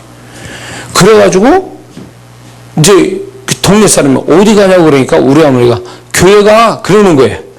그때 뭔가 홀린 거예요, 우리 어머니가. 주일날 여동생 데리고 성교 제키고 이렇게 가시는데 교회 간다는데 어디 교회? 그러니까 몰라, 그냥 가는 거야 교회에 이러더라는 거죠. 그런데 놀라운 사건은 뭐가 있었냐면 진짜 이상한 거죠. 우리 어머니가 교회가 어딘 줄도 모르고 여동생 데리고 성교 제키고 기회를 나섰는데 교회가 어딘 줄 알아. 근데 앞에 두 자매가, 아주 정숙한 그 두 자매가 성경 끼고 가더라는 거예요. 그러니까 우리 어머니가 저 처녀들 교회 가네? 그래가지고 교회를 나도 가야 되는데 어디 갈 줄 모른다니까 이 두 처녀가 그러면 저희들 따라오세요. 그래가지고 간 게 제가 감리교 다녔던 거기를 우리 어머니가, 그 두 자매가 그 교회로 들어가니까 우리 어머니가 들어가셨어요. 그런데 놀라운 일이 벌어졌어요. 우리 어머니는 교회라고 한 번도 안 나가신 분이에요. 근데 그 예배라고 딱 그때도 어떻게 시간을 맞췄는지 주일날 예배 시간에 딱 들어가서 앉았는데 우리 어머니가 예배 은혜 받으셔서 눈물을 막 쏟는 거예요.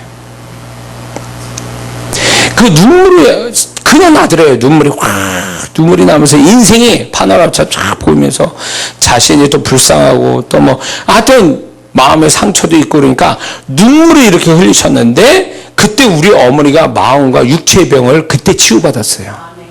그러고 나서 우리 어머니가 끝난 다음에 내가 이 두 처녀로 인해서 여기로 왔는데 설명을 했다는 거예요. 그 집사님 권사님한테. 그랬더니 그분이 뭐냐면 그런 처녀 없다는 거예요, 우리 교회에. 그게 신기한 사건이에요. 그래서 우리 어머니가요 그냥 뭐 그날로 그 교회를 등록해가지고 그걸로 인해서 2년인가 3년 후에 여전도 회장이 되셨어요. 진짜요. 이거 사실은 거짓말 아니요.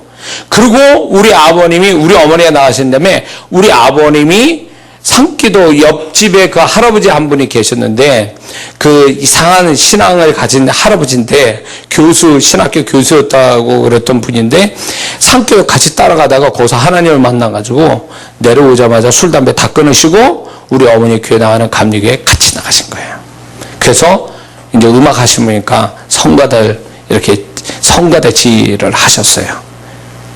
그러니까 이게요, 나는 중목기도 안 했어요, 사실. 내가 그전에는 중학교 1학년부터 중3까지 교회를 다녔는데도 제가 고등학교 다닐 때 이제 우리 어머니가 나가셨거든요. 근데 나는 놀러 다녀서 교회를. 그러니까 나는 교회 놀러 다니는 사람이 부모님 구원해서 기도했겠냐고. 나는 기도 안 했어요. 근데 내 생각에 딱 보면 대구로 가셨던 그 3년 동안 전달했던 그 집사님이 끈질기게 기도하신 거예요. 그래서 우리 부모님이 그렇게 강한 두 분이 영적인 체험하고 신앙생활을 하시게 된 거예요. 그래서 이게 중보기도가 얼마나 중요한지를 여기서 가르치는 거예요. 그러니까 포기하지 마세요. 가까운 가족이나 예수 안 믿고 강팍해가지고 막 그 실망하고 이래도 걱정하지 마세요. 기도하면 그 기도는 주님이 알아주세요. 믿으십니까? 두 번째 우리가 질문해야 될 게 뭔지 아세요? 평생 죽을 때까지 질문하며 고민해야 될 게 주님이 정말 나를 믿어주실까? 믿어주실까? 우리는 주님을 믿는 데만 열심이지 주님이 나를 믿어주시냐에 대한 이거에 대해서는 생각을 안 해봐요. 근데 신앙이 좀 더 성숙한 사람이면 주님, 내가 주님을 굳세게 믿습니다. 이거 신앙이 아니라 주님이 믿어줄 만한 사람이 되는데 열심 내는 게 이게 성숙한 신앙의 모습이에요. 주님이 정말 믿어주십니까? 나를? 이게 중요한 내 스스로가 해야 될 질문이에요. 고민해야 돼. 나는 이 질문을 어느 때부터 내가 스스로 이 질문을 하기 시작하니까 딱 그 질문에 내가 정직하게 나 자신을 내가 답을 낸다고 생각하니까 너무너무 내가 주님 앞에 믿을 수 없는 사람이라는 게 확 드러나는 거예요. 그래서 주님이 이렇게 말씀하는 것 같았어요. 그것 때문에 창피하고 부끄러움을 느꼈는데, 야, 나 같으면 너 믿겠냐? 내가? 네가 봐도 네가 못 믿는데 내가 너를 믿겠어? 이렇게 말씀하는 것 같았어요. 내가 봐도 내가 막 사람들한테 막 이러는데 사실 나를 정직하게 나 자신 그대로 있는 그대로를 바라보면서 과연 나는 주님이 믿어줄 만한 사람인가 나의 모습을 볼 때는 정직하게 볼 때 아니다라는 결론을 냈어요. 그러니까 얼마나 내가 부끄럽고 내가 얼마나 주님이 믿어줄 수 없는 사람인데 거기다가 뭘 맡기겠냐고 그분이 영혼을 맡기겠어요? 재물을 맡기겠어요? 뭘 맡기겠어요? 그분이 나를 못 믿어주는데 뭘 나한테 맡기겠냐 이게 믿어야 맡겨주지. 믿어야 믿지를 못하는데 뭘 맡겨. 믿지를 못하는데. 그래서 한동안 교회 붕을 놓고 기도하다가 그거 기도 안 했어요. 왜? 내가 교회가 부흥되면 내 성질, 내 성품을 하니까 분명히 딴짓거리 할 거를 알고 있어요. 내가 나를 못 믿어. 그러니까 기도할 필요가 없더라고요. 이게 나를 축복하는 게 아니라 분명히 내가 나 자신이 못 믿을 그 상황에 따라 내가 다른 모습이 나타날 걸 내가 하니까 이런 기도 하지 말자는 거죠. 솔직하게 하나님 앞에. 하나님 교회 부흥되고 성도들 많고 교회 건축이 되면 내가 지금 모습보다 더 나빠지면 나빠질지 좋아지지 않을 것 같습니다. 솔직한 내 모습에. 내가 상상해 봤어요.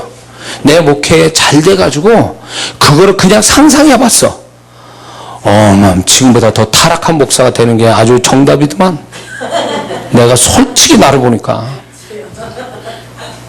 내가 나를 못 믿는데 주님이 나를 믿겠습니까? 못 믿지. 베드로는 주님 내가 절대 부인하지 않고 주님 죽는 데까지 따르겠습니다. 그 순간만큼은 진실이었어요.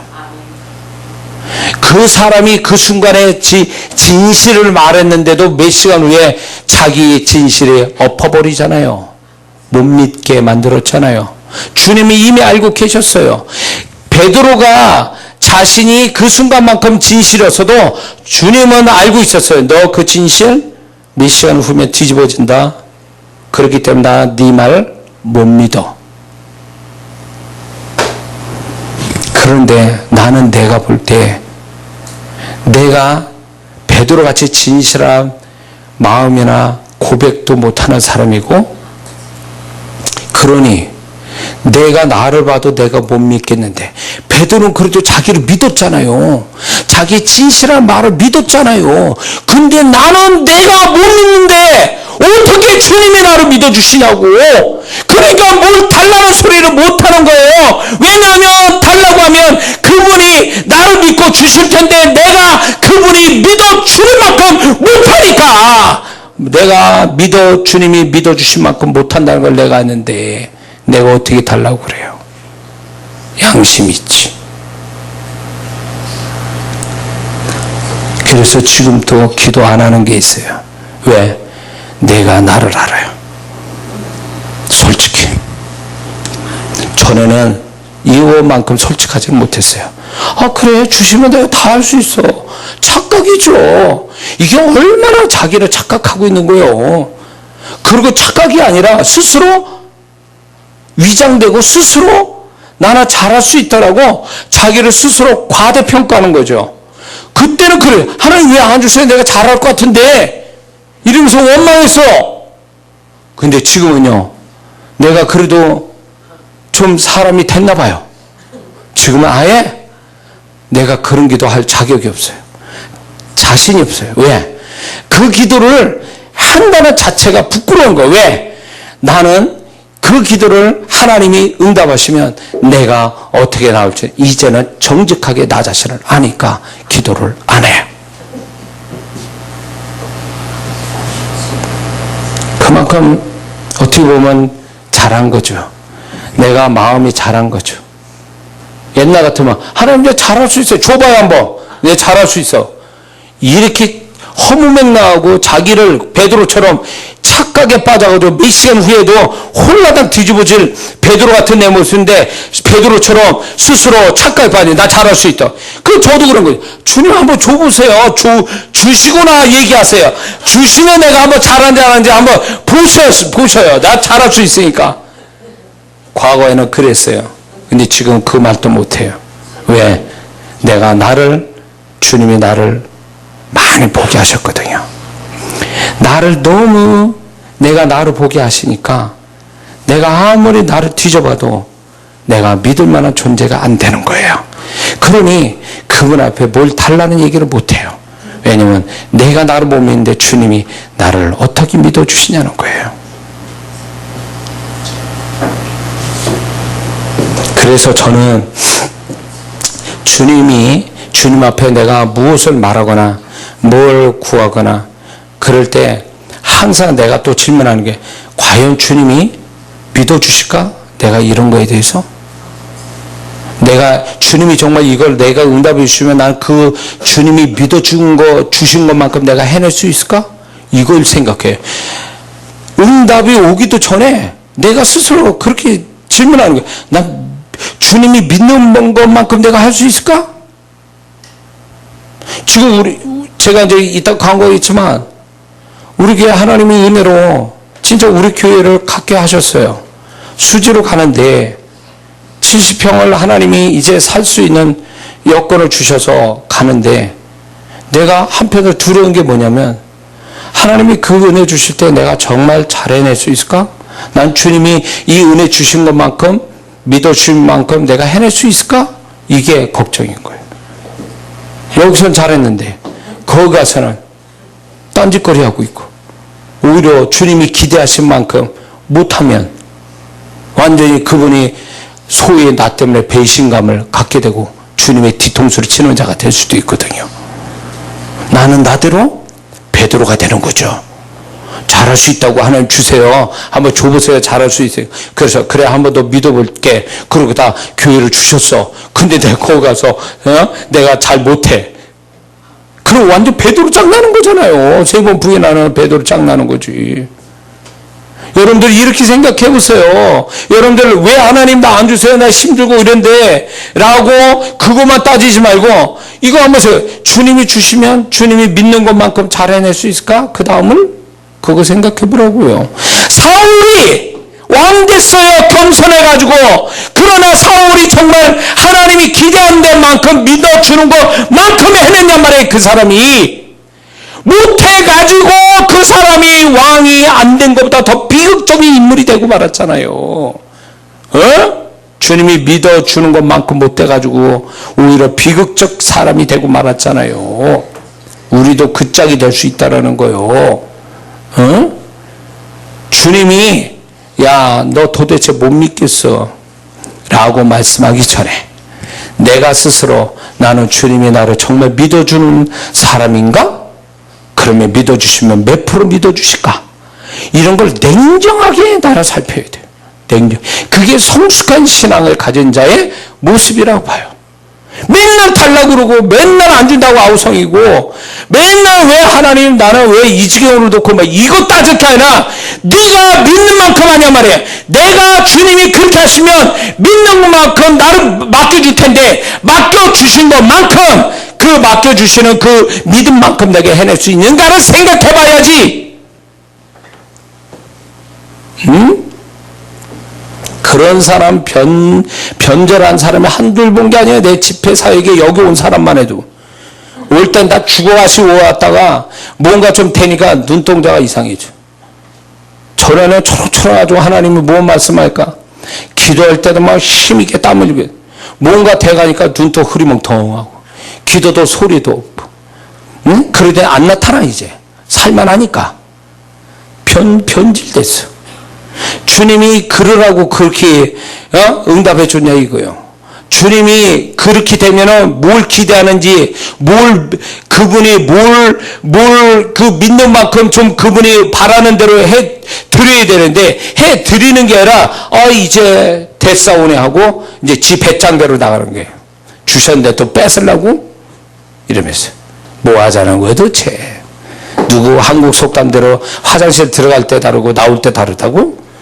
그 짝이에요 하나님 앞에. 그러니 주님이 믿어서 줬더니 배신감 당하시고 뒤통수 맞으시고. 그러면 제가 이거 틀림없이 얘기합니다. 그런 성도 2번 찬스 없어요. 내가 여지껏 본 성도 중에 2번 축복의 찬스를 맞은 사람 없어요. 왜? 주님이 믿어준 것만큼 못하더라 그거야. 믿어준 것만큼 해내도 괜찮은데 믿어주는 거에 배신감 갖게끔 만들더라 그거예요. 그러니까 주님이 그 사람이 그렇게 하나님 한 번만 더 기회를 안 오더라 이거야. 그래서 내 집에서 그렇게 울고불고 낮춰가지고 은혜 받고 축복받았다가 그거 다 놓치고 다시 온 사람도 있는데 그 사람 2번 은혜 못 받았어요. 그러더니 나중에 가버리더라고요. 안 되니까. 왜 주님이 자기를 믿어서 맡겼을 때 왜 그걸 믿는 만큼 안 하느냐 그 얘기예요. 어떤 사람은 재정의 축복을 달라서 줬더니 11조차도 안 해. 이런 기본도 안 해. 기본도. 그러니 주님이 다 아시면서 주시는 거 아니에요? 내가 너 못 믿지만 그래 내가 한번 믿어볼게 하고 주신 거잖아요. 근데 믿는 것만큼 안 해요.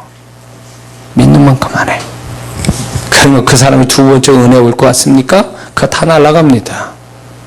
잘 들으세요. 이거 중요한 문제인데 하나님의 축복이 오잖아요. 복이 왔어. 그러면 그게 완전한 내 축복이 아니에요. 왜 그런지 아세요?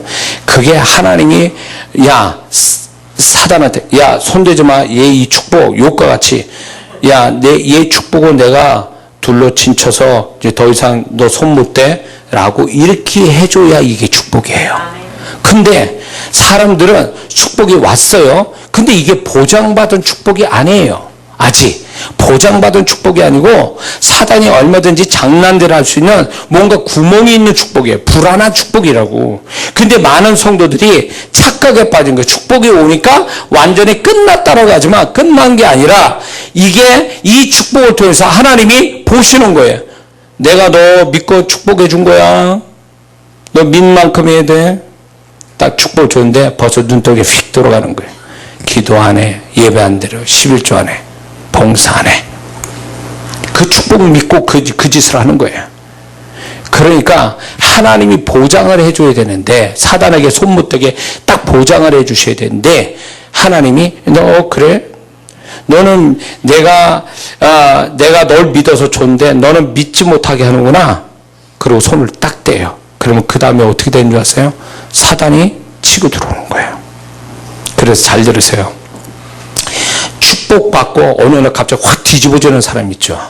그거는 이짱난 거야. 그런 사람들 가만히 보세요. 축복받은 다음에 하나님께 제대로 할 일을 했는가? 안 해서 뒤집어진 거예요. 하나님이 믿는 것만큼 믿어서 축복 줬는데 믿는 만큼 안 하니까 그 축복을 하나님이 보장을 안 해주니까 사단이 거침없이 들어와서 다 뒤집어 버린 거예요. 정신 차려요. 내가 이런 사람 한둘 본 게 아니에요. 내가 이 거짓말 아니에요 지금. 에? 왜 그래? 왜 주님이 믿어주는 것만큼 왜 못하냐 말이에요. 왜? 에? 그래서 우리 주님이 믿어주실 만한 신앙을 갖는다는 건 굉장히 중요한 신앙이에요. 그래서 우리가 주님 앞에 말할 때 함부로 말해서는 안 돼요. 말해놓고 자기가 안 지켜. 그리고 또 말과 마음이 달라. 말하는 거하고 마음이 달라. 속을 다 들여다 보이는 주님 앞에 왜 그 짓을 하냐고. 믿을 수 없게. 제가 서구의 사람들 이렇게 책을 읽다 보면 그 사람들은 기도 많이 안 해도요, 주님이 나타남이 아주 분명하게 막 선명하게 나타나는 배경들을 보게 되거든요. 그런 사건들을 보게 되는데 뭐가 문제일까? 우리 한국 사람은 죽으라 기도해도 올까 말까 한 거를 이 사람들 기도 안 하고도 주님께 한 번 고백을 통해서 하나님 역사가 팍팍 오는 이유가 뭘까? 그거는요, 주님이 믿어주시냐 안 믿어주시냐 차이예요. 그 사람의 말 한마디에 그 사람은 정말 인생을 걸은 거예요. 말 그대로. 주님, 제가 주님께 인생을 맡깁니다. 그 말 한마디가 짧은데 주님은 믿어준 거예요. 그래, 나 그 말을 네가 전심을 진실한 마음으로 네가 말했기 때문에 난 믿어줘. 그러니까 그 사람 말 한마디에 그날 다음날부터 그냥 인생이 막 난리가 난 거야. 막 그냥 하나님의 역사가. 제가요, 제 경험이에요. 이거는 제 경험, 제 간증인데, 제가 이제 청년 시절에 세상으로서 세상에 살았어요. 그러다가 극적으로 주님께 돌아오게 됐는데, 주님이 나한테 부담을 준 게, 고등학교 2학년 때도 서운했지? 주의 정도겠다고? 그거 갚아라. 근데 이게 너무 부담이 되는 거예요. 그래서 밤마다 내가 그 딴 교회, 그 밤마다 그 교회 교육관에서 겨울에 계속 기도한 거예요. 하나님, 제 인생을 열어주시고 축복해 주세요. 이제 주님을 위해서 살기로 했으니까 좀 어떻게 해주세요. 근데 주님을 계속, 야, 서원 갚아라, 서원 갚아라. 그래서 제가 그걸 피하지 않고 이런 얘기 했어요. 주님, 저는 이제 소위 말하면 때가 묻었고, 그리고 저는 이제 주의 종 되기는 틀린 사람입니다. 그리고 자신도 없습니다. 세상에 눈을 뜬 거예요. 소위 말해서 세상이 얼마나 무서운지를 안 거지. 주의 종이 얼마나 힘든 일인지도 알고. 그러니까 못합니다. 그래서 제가 그랬어요. 주님, 제가 돈을 벌어서 제가 교회에 장로로서 봉사하겠습니다. 딱 이랬어요. 그러니까 주님이 뭐라 하시는지 아세요? 네가 장로 돼서 내게 충성을 해도 나 그거 안 받는다. 그 아까 첫 번째 말은 너 나 안 알아줘. 그 말이, 그래서 주님과의 대화에서는요, 주님이 말을 많이 안 하세요. 그게 뭐냐면 내 핵심을 찔러는 그 한마디에 사람 뒤집어지는 거예요. 사실 주님의 음성이. 그래서 이제 주님이 그 말씀하는데, 내가 그때 당시에 주님이 나를 인정 안 해준다면 내 인생 살맛이 안 나고 나는 인생 잘못 사는 거다, 헛사는 거다, 이 생각이 두려움이 오고 허무감이 훅 들어오니까 내가 고민을 했어요. 고민을 하고 그러다가 제 결심을 했어요. 주님, 그러면 제 장례를 책임져 주세요. 제가 성 갖겠습니다. 딱 이러니까요, 그 순간이 밤에 불이 꺼진 교육관에서 기도를 하는데 갑자기 이게 그냥 빛으로 내가 이게 불이 켜진 느낌이에요. 갑자기 그 교육관이. 그러면서 내 마음이 갑자기 이상해지더라고요. 환해지면서 마음이 희한해지더라고요. 근데 지금 생각해보면 주님이 그 말을 믿어주신 거예요. 내가 변치 않을 거를. 아멘. 그러고 나서 그 다음날부터 사건이 막 터지기 시작하는데 기도의 영이 부어지고 여호와 이레를 경험하게 되고, 그러면서 제가 이제 거기에서 하나님께서 내게 필요한 것들을 공급해 주시는데 그 중에 한 사람이 제 마누라였어요. 그 은혜 충만할 때 제 아내가 보이더라고요. 네 짝이다. 그러니까 그러니까 전에는 안 보였던 게 내가 주의 좀 딱 되겠다고 딱 그렇게 그 한 말을 그다음부터 막 변화가 막 내 안에서 막 일어나고 성령의 역사가 막 일어나고 기도 영이 부어지고 막 전도 영이 부어지고 막 난리가 나요. 딴 사람 된 거다. 그때 이게 거짓이 없는 걸 제 아내가 그때 세상을 쪄들어가지고 그 교회를 들어갔는데 변화된 모습을 제 아내가 다 봤거든요. 변화된 거를요. 이건 부인 못해요. 주님은 내가 말한 그 한마디를 믿어주셨어요. 나는 그 한마디에 나는 정말 나는 그분이 믿어준 만큼 나는 그대로 행동을 했어요. 그러니까 주님 역사하더라고요. 그러니까 우리 한국 사람이 꼭 그래요. 열심히 해놓고 내가 그런 말 했어? 뭐 하자는 거예요 도대체. 장난하는 것도 아니고. 주님 앞에 기도해놓고 하나님이 응답 주려니까 자기 기도한 것도 잊어버렸어. 하나님 응답 주려 때 왜 하나님 이럽니까? 야, 너 기도했잖아. 그거 응답하려고 그랬더니 너 지금 와서 딴 소리 하냐? 네 기도도 네가 모르니? 이러는 거지. 그러니까 우리 한국 사람은 말을 얼마나 가볍게 여기고 빈말, 거짓말을 얼마나 밥 먹듯이 한 줄 몰라. 하나님 앞에. 은혜 받았다고 감동받았다고 그냥 헌금을 하겠다고 누가 했어? 자기가 헌금을 해. 내가 그거 갖고 있어. 그 헌금대로 했으면요 내가 건물 이거 3층짜리는 사네. 서울에서. 이런 야 진짜 못 믿어. 그렇게 말하니 주님이 믿어주시겠어요? 그러니 그런 믿을 수 없는 사람한테 무슨 축복을 줘요? 안 주세요. 내가 딱 보면 어느 광주 교회에 있을 때 어느 집사님이 저한테 와서 이런 얘기해요. 부동산 그 중개업하는 분인데 목사님 식사 때인가 이렇게 와가지고 목사님 제가요 결심했습니다. 목사님 제가 이 교회 건축을 반드시 하겠습니다. 근데 순간 내 속에 뭐라는 줄 아세요? 갑자기 무슨 생각이 딱 드는 생각이 아니라 소리가 들려. 거짓말. 속에서 그렇게 나오면 갑자기 소리가 나. 근데 겉으로 그렇게 말할 수 없잖아요. 아 그래요 집사님? 그러면 기도 많이 해주세요. 이랬어요. 근데 교회가 이렇게 이상하게 됐어요. 근데 그분이 나 따라오질 않고 그분이 11조조차도 안 해요. 근데 무슨 건축을 해? 근데 그 거짓말이라는 게 주님이 이미 내 안에서 말씀하고 있었던 거예요. 그러니까 야 진짜 이게 뻔뻔스럽게 거짓말을 밥 먹듯이 하는 거야. 하나님 앞에 마음과 말과 마음이 다르고 말을 해도 안 지키고 이러니까 주님이 야 너 못 믿어 내가 너 그렇게 말하는데 내가 어떻게 네 말을 믿니? 네가 너 자신 또 네 말을 안 믿는데 내가 네 말을 믿니? 나는 주의 종 될 때 그거 잊지 못해. 내가 길게 말하지 않았어요. 주님 내가 서원 갖겠습니다. 내 인생 책임져 주세요. 그러고 나서 인생이 바뀌었어요. 그래서 저는 주님 앞에 말할 때 조심스럽게 말해요. 그렇게 하겠습니다 제가. 딱 그러면 그걸 주님이 내가 지킬 줄 믿으니까 거기에 맞는 걸 역사로 주시더라고요. 그래? 내가 네만 믿어. 그래 내가 거기에 맞는 환경, 사람, 재정 도와줄게. 이거요. 왜? 그분은 진실한 분이고 거짓이 없는 분이니까 거짓 없고 진실한 자를 그대로 믿어주시는 거거든요. 응? 여러분이 정말 주님이 믿어주실 만하게 합니까? 말할 때하고 행동이 다릅니까? 응?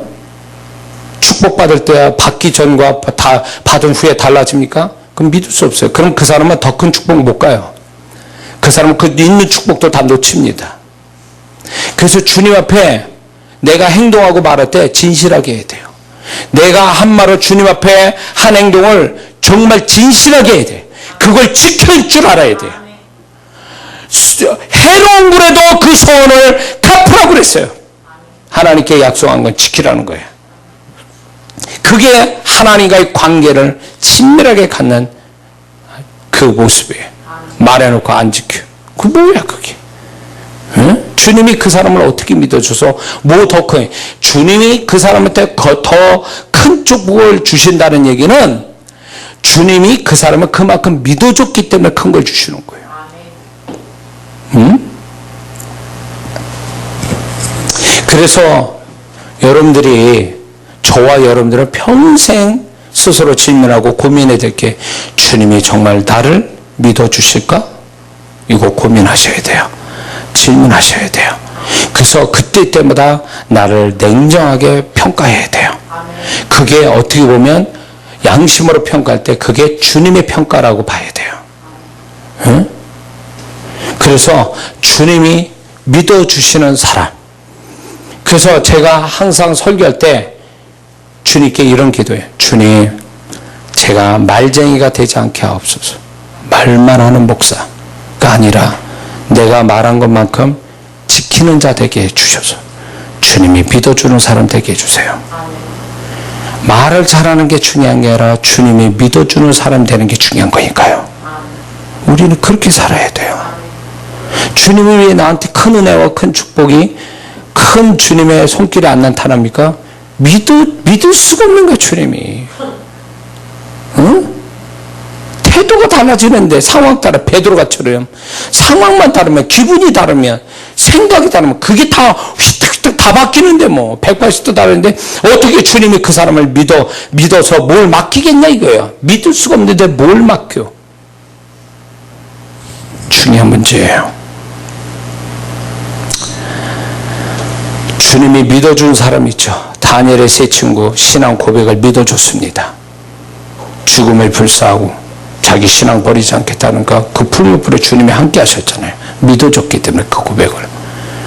아브라함이 이삭을 바칠 때 하나님 믿어줬잖아요. 그가 바칠 거를 믿었기 때문에 아브라함은 그 믿음대로 그대로 죽이려고 했잖아요. 그러면서 네 헌신을 내가 이제 알았다 이렇게 말씀하지 않고 하나님이 이런 얘기 했어요. 비로소 네가 나를 경외하는 줄 이제 알았노라. 경외하는 것에 대한 믿어줌이, 아브라함은 그 믿어준 대로 한다 그 얘기예요. 얼마나 멋있는 사람이요. 얼마나.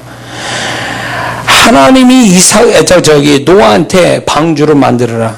왜 120년 동안 방주를 노아한테 맡길까요?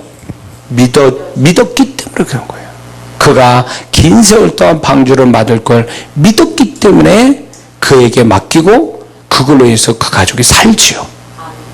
이거야. 성경에 하나님의 사람들의 특징이 뭐냐면 하나님이 믿어줬던 사람들이고 하나님이 믿어준 것만큼 했다라는 게 중요한 거예요. 우리가 그런 사람 돼야 되는 거예요. 내가 주님을 믿습니다 이것만 강조하지 말고, 신앙이 좀 어떻게 됐으면, 좀 잘하면 주님, 내가 주님이 믿어주는 것만큼 할 수 있게 해주세요 이렇게 기도를 좀. 에?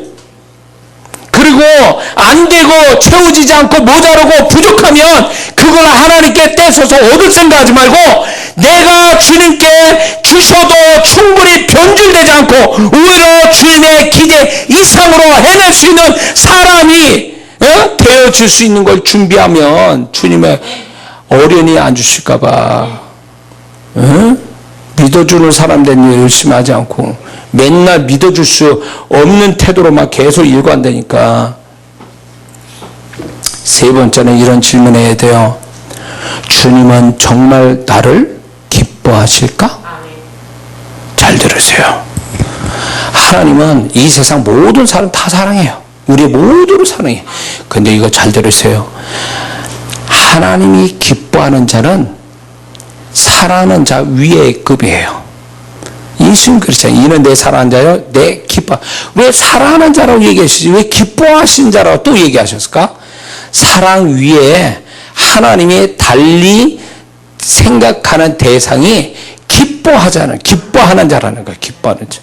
기뻐하는 자는 아무나 기뻐하시는 게 아니라는 걸 얘기해 주는 거예요.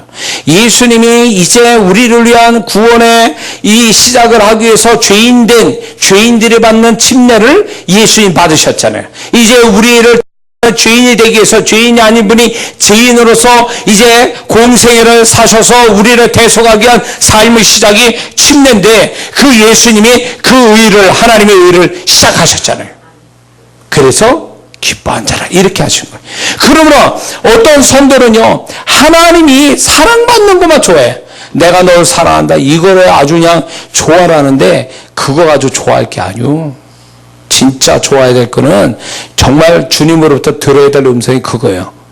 내가 너를 기뻐해. 그걸 들어야지, 주의 음성. 사랑하는 거는 안 믿는 사람한테도 귀에 대고 주님 말씀하세요. 내가 널 사랑한다. 그거는 보편적인 거예요. 근데 기뻐하신다는 거는요, 스페셜이에요. 그건 특별한 경우란 말이에요.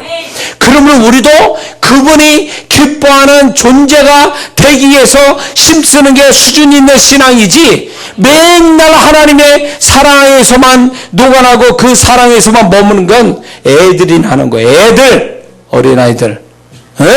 크면은 사랑받는 걸 좋아하는 게 아니라 부모를 기쁘게 할 줄 아는 자가 그게 성숙한 자녀의 모습이고, 그게 효도하는 자식 아니냐 말이에요. 자식이 돼가지고 늙으신 부모 앞에서도 사랑받으려고 그러는데 이상한 거 아니에요, 그거? 정말로 성장한 자식이 제대로 부모를 사랑하는 사람이면 부모를 기쁘게 할 줄 아는 게 진짜 성숙한 효도하는 자식의 모습 아니야. 우리 신앙도 마찬가지예요. 그분이 기뻐하는 사람 되려고 몸부림쳐야 돼. 할렐루야. 주님은 어떤 사람이 기뻐할까요? 성경의 구절에서 하나님은 미리 얘기하세요. 시편 147편 11절을 보니까 여호와는 자기를 경외하는 자와 그 인자하심을 바라는 자들을 기뻐하시는도다, 이랬습니다. 행위가, 잠언서 11장 20절을 보니까 행위가 온전한 자는 그의 기뻐하심을 받느니라. 잠언서 12장 22절을 보니까 진실이 행하는 자는 그의 기뻐하심을 받느니라. 잠언서 15장 8절에 보니까 정직한 자의 기도는 그가 기뻐하시느니라. 이렇게 주님이 성경에서 주를 기쁘시게 하는 자가, 기뻐할 수 있는 자가 누구인가를 분명히 말씀해 주고 있습니다. 그리고 주님이 기뻐하는 사람한테는 전도서 2장 26절에 약속을 주시기를, 하나님이 그 기뻐하는 자에게는 지혜와 지식과 희락을 주신다라고 약속했어요. 그래서 우리가 주님을 기쁘게 하는 것이 우리 신앙의 목표가 되어야 되는데, 그러려면 어떻게 해야 되느냐? 에베소서 5장 10절을 보니까 주를 기쁘시게 할 것이 무엇인지 너희는 시험해보라, 이렇게 말씀해요. 그러므로 우리가 살아가면서 보편적으로 성경에 나타난 주를 기쁘시게 하기 위한 약속도, 그분의 마음도 표현되어 있지만, 이거는 보편적이고 개인적이고도 특별한 나에게서 주님이 기뻐하신 일들이 있다, 그 얘기예요. 그거를 찾아보라, 그 뜻이에요. 그게 찾아봐라. 나만이 주를 기쁘시게 하는 것들이 있다, 그거예요. 다른 사람 못해도 내가 주를 기쁘시게 하는, 그 나만이 할 수 있는 게 있다, 그거예요. 그거를 할 줄 아는 사람, 그거를 많이 알아내는 사람이 주님을 더 기쁘게 하는 사람인 줄 믿습니다. 그래서 세월이 가면 내가 주를 기쁘게 하는 것이 20가지, 200가지, 2000개가 됩니다. 그러면서 설명을 쭉 하는 거예요. 주님이 이런 거 좋아하십니다, 나에 대해서. 아주 그거를, 왜냐하면 검증했으니까, 해봤으니까. 여러분이 몇 개나 됩니까? 주님이 나를 기뻐한다면 뭘 기뻐할 것 같아요? 뭘? 저는 알고 있어요, 저 자신에 대해서. 그중 하나가 이제 이 교회에, 이제 하나님이 우리 교회를 살 때에 저는 주님의 뜻이 나타나면 목숨 걸고 지킵니다. 그거 순종해요. 앞뒤 안 가려요. 계산 안 해요. 저도 개척할 때 개척도 50만 원 들고 개척했어요. 돈도 없었지만 그 이전에 건축할 교회로 갈 수 있는 찬스가 있어도 주님이 개척 사명을 나한테 줬다 해서 50만 원 들고 개척한 사람이 제가 돈 계산 안 하고. 그런 주님이 뜻이면 내가 목숨 걸고 지키려고 하는 내 신앙을 주님이 믿어주셨고 그걸 기뻐하셨어요. 그래서 그 후에 기적들이 나타났어요. 지금 또 그걸 하나님이 테스트하는 거예요. 야, 내 뜻이 이래. 너 지금 그렇게 해볼래? 내 뜻이 이렇게 나타났는데 너 한번 순종해볼래? 제가 우리 성도한테 얘기했어요. 내가 이 교회 사는 거 내가 어떻게 했는지. 다 걸었어요. 엉덩이 안 빼고 다 걸었어요. 제 거. 주님이 그걸 기뻐하세요. 해다가 안 되면 말지. 이게 아니에요. 주님 뜻이 나타났으니 나는 목숨 걸고 순종해야 돼요. 이런 거예요. 그러니까 그 사람마다 주님이 기뻐하시는 그 무엇이 있어요. 그 사람마다 그걸 알아야 돼요. 내가 알아야 돼. 그거를.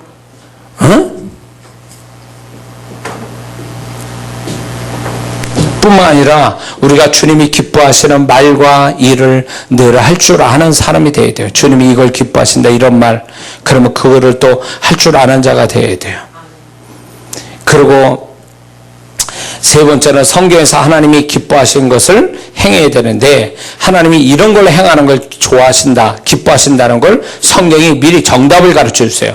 히브리서 13장 16절을 보니까 오직 선을 행함과 서로 나눠주기를 잊지 마라. 이 같은 제사는 하나님이 기뻐하시느니라.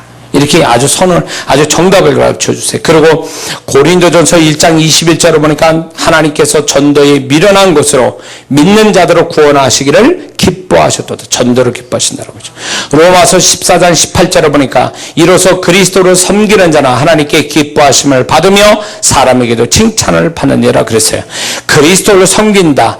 그리스도의 섬긴다는 뜻은 주님의 존재도 얘기하지만 그리스도의 몸된 교회를 섬기는 걸 또 의미하는 것입니다. 그걸 기뻐하신다고 말씀합니다. 그 다음에 히브리서 11장 6절 믿음 없이는 하나님을 기쁘시게 할 수 없다. 이걸 긍정으로 바꾸면 하나님은 믿음을 기뻐하신다, 그런 뜻이거든요. 그러므로 성경은 이미 정답을 가르쳐 주시면서 야, 내가 이거 기뻐하는데 네가 좀 해볼래? 이렇게 가르쳤는데 우리가 그거를 몰라. 나만 기쁘게 할 줄 알지 주님을 기쁘게 할 줄 모르는, 이거는 이기적이고 이거는 어린 신앙에 지나잖아요. 그래서 우리가 성숙한 신앙이면 주님이 뭘 기뻐하는지를 하나하나 만들어가고 그거를 반복하고, 그래서 하나님의 기쁨이 내 안에서 발견돼서 그 하나님이 나를 보며 기뻐하는 걸로 인하여 내가 또 기쁨을 갖는 이 신앙이 성숙한 신앙의 모습인지 믿습니다. 잘 들으세요. 정리합니다. 끝으로 뭘 얘기하는 것 같아요? 공통이 뭐냐면 세 가지 질문의 공통점은 주님과 관계가 있다는 거예요. 사람이나 나에 관한 게 아니에요. 그분이 우리를 구원하셨잖아요. 그것도 모자라서 그분이 나와 함께 하시잖아요. 그런 분을 우리가 외면하지 말고 그분 앞에서 그분과 친밀함과 그분을 더 깊이 알고 그분에 대해서 이 세상이 잊어질 만큼 그런 찬송이 있잖아요. 그분과 서로 나눈 것을 세상에 알 수 없다는 거예요. 우리끼리 서로 받은 그 기쁨은 알 사람이 없도다. 이 신앙 고백이 그분이 그렇게 했기 때문에 그 찬송시를 만드는데 그거예요. 우리가 살아보니까 주님과 상대하고 주님께 초점을 두고 주님에게만 매달려 살다 보니까 세상이 어떻게 지나가는지, 내가 나이가 몇 살이 되는지, 내 삶이 어떻게 살아왔는지 모르게 나는 주님과 그렇게 살아왔다. 이 사람이 진짜 잘 산 사람이에요. 이 사람이 주님 앞에서 존경을 받는 사람이 되는 거예요. 우리는 그러자고 지금 이렇게 여기까지 와서 같이 우리가 이 메시지 듣고 우리가 결심하는 거 아닙니까? 그러므로 우리의 신앙은 결국 나 잘 되자고 아니면 나 만족을 위해서, 그게 아니에요. 그 수준이면 주님이 알아주지도 않고 믿어주시지도 않아, 기뻐하지도 않아. 정말 우리 신앙의 수준은 정말로 주님에게 초점 두고 주님의 마음을 헤아리고 주님이 정말 알아주고 믿어주시고 기뻐하는 데만 열심 내고 살아가는 거, 그게 우리 인생이 살아가야 될 이유고 그게 주님이 우리에게 바라시는 진정한 신앙의 모습인 줄 믿습니다. 기도하겠습니다.